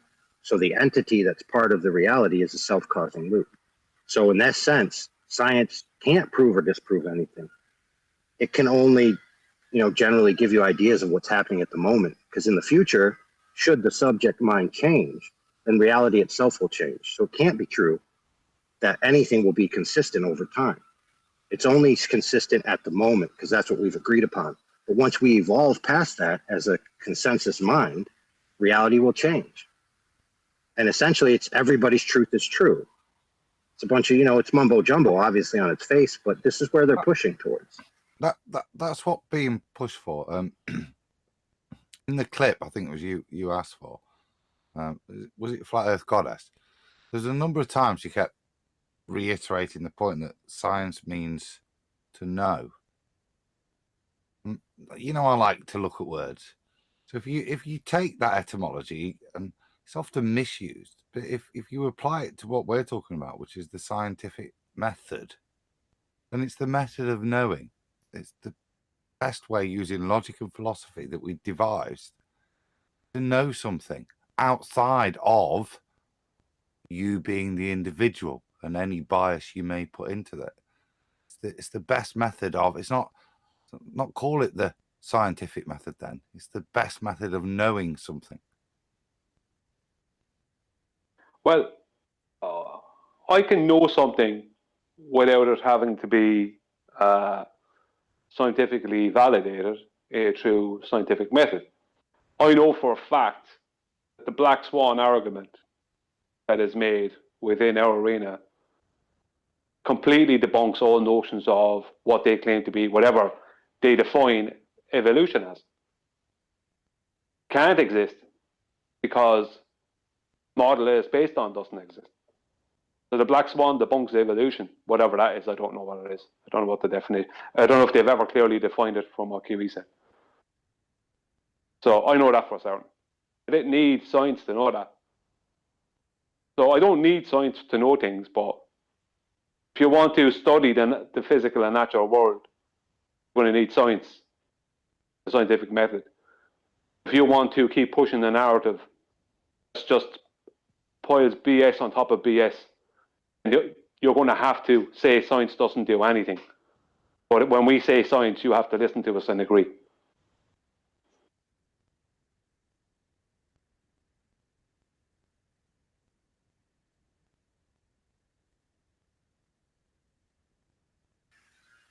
Well, look, it's the oldest religion in the book. Apotheosis. I will ascend. Right? I will get bigger, better, stronger, faster, smarter, truthier, know the secrets, evolve beyond the limits of my own capacity because there is no limits of my capacity. There's only self-imposed doubt because there is no objective standard to which I'm beholden. It's all subjective, and I can create my own reality. In other words, apotheosis means you become God. Best of luck with that one. Look, as funny as that sounds, like you go and watch right now YouTube physics lectures about space and stars and technology. And I will almost bet you money that the first one will be cool, very interesting. The second one will be a little bit mumbo jumbo-y. And by the third or fourth one, they'll be talking about becoming energy beings, floating in the sky, high-fiving other energy beings when we finally evolve past our bodies. Yeah. It's all pre-assumption of what's supposed to be. Like if our model is as we say it is, and everything is as our model says it is, then everything will be this way. What happens if your model doesn't exist? Then all the carrots come down. No, they don't. No, they don't. Well, what carrots don't come down for them if the model doesn't exist? Okay, the model leads towards the predisposition to this philosophy of subjective idealism. Once you turn the leaf over to subjective idealism, everything concrete that exists in the external world is just a figment of your imagination. So all things become synthesized, except concrete truth propositions, right? But even that doesn't matter because that's just your truth versus my truth. It's the ultimate escape. There's no defeating of this philosophy. Well, I would disagree because how they came to that position is through the belief in the model. If they hadn't had the belief in the model, you wouldn't have come to that position. Yeah, but you don't. You just remove the history of how it came about, and you just have the end result. And that's what we were talking about earlier, where the veterans in the arguments, they have to keep putting out new ideas or saying the same thing over again, otherwise it'll be lost, and it'll be subsumed into the perturbations of the ether. Like teardrops in the rain. You won't be able to tell the difference. Exactly. And anybody worth their salt will understand the complex innuendo and analogy I just made there to the replicants, right?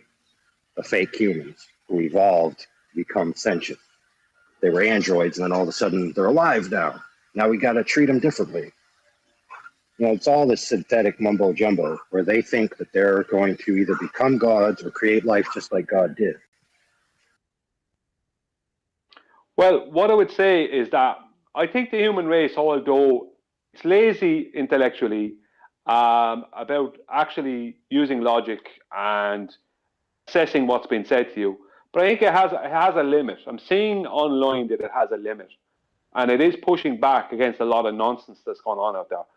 And I think that what's going to happen is a lot of these people are going to end up as part of a kind of a clique at the high end of what mainstream science is.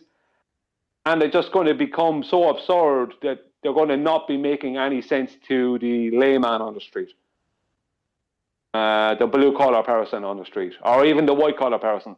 They're just going to, people will eventually go, you're completely gone over your edge. You know what I mean? At that point, it's like when you stop making sense, eventually the world stops taking you serious. All the PhDs, all the PhDs in the world won't change that. But would you not agree that there's been a concerted effort to remove the idea of sense from reality itself? Yeah, there's been a concerted effort that's gone on now a couple of decades where they're trying to take logic out of thinking. As absurd as that is, thinking has to involve zero logic. It involves the acceptance. They're trying to replace logic with acceptance, where there's no logical thought. Yeah, today is science, doesn't prove anything. Tomorrow it's math, doesn't prove anything. The next day it'll be logic, doesn't prove anything. The day after that it'll be proof, doesn't prove anything. And unfortunately, we've had people in recent times in our own community, I'm going to call it that, who have jumped onto that bandwagon. Pitiful, that they did this. But what can you do? You can't stop someone being stupid.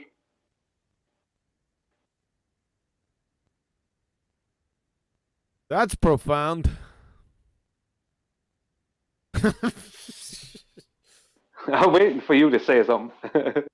I've been listening, and I've been letting you go on and see where it goes, and like I thought it went nowhere.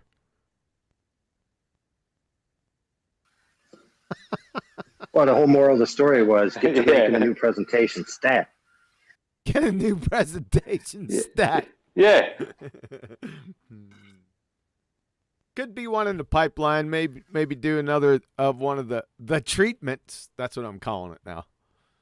Could be another one coming. Yeah, you see, I'm so busy, I can't make presentations. So I need other people to make presentations that I can comment on. That you can ridicule, right? Yeah. Too funny. You should have a suggestion box, Quantum. Kiwi, you should have a suggestion box. Oh, yeah, that's all I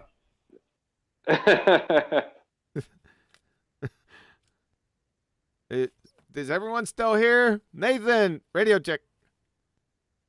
Yeah, I'm still here. I was earlier. I was going to say it's like gone midnight here. I was going to round up, but then the conversation carried on. I was hoping for more too.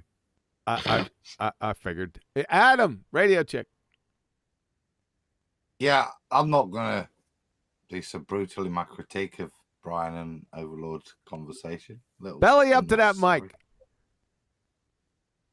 Good job, you didn't hear it. Yeah, no, I'm still here, sir. Good enough. Live and kicking. Obviously leaning back, but not now.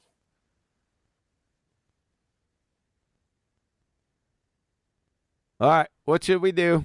We've been going for a while now. My cat's getting really antsy. He's not used to going this long. My phone died.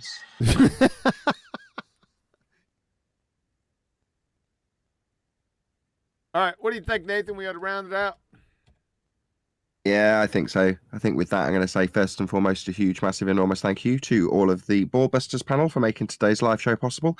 But of course, most importantly, to all of you watching live, liking, commenting, sharing, subscribing, hitting QE's super chat and all that good stuff.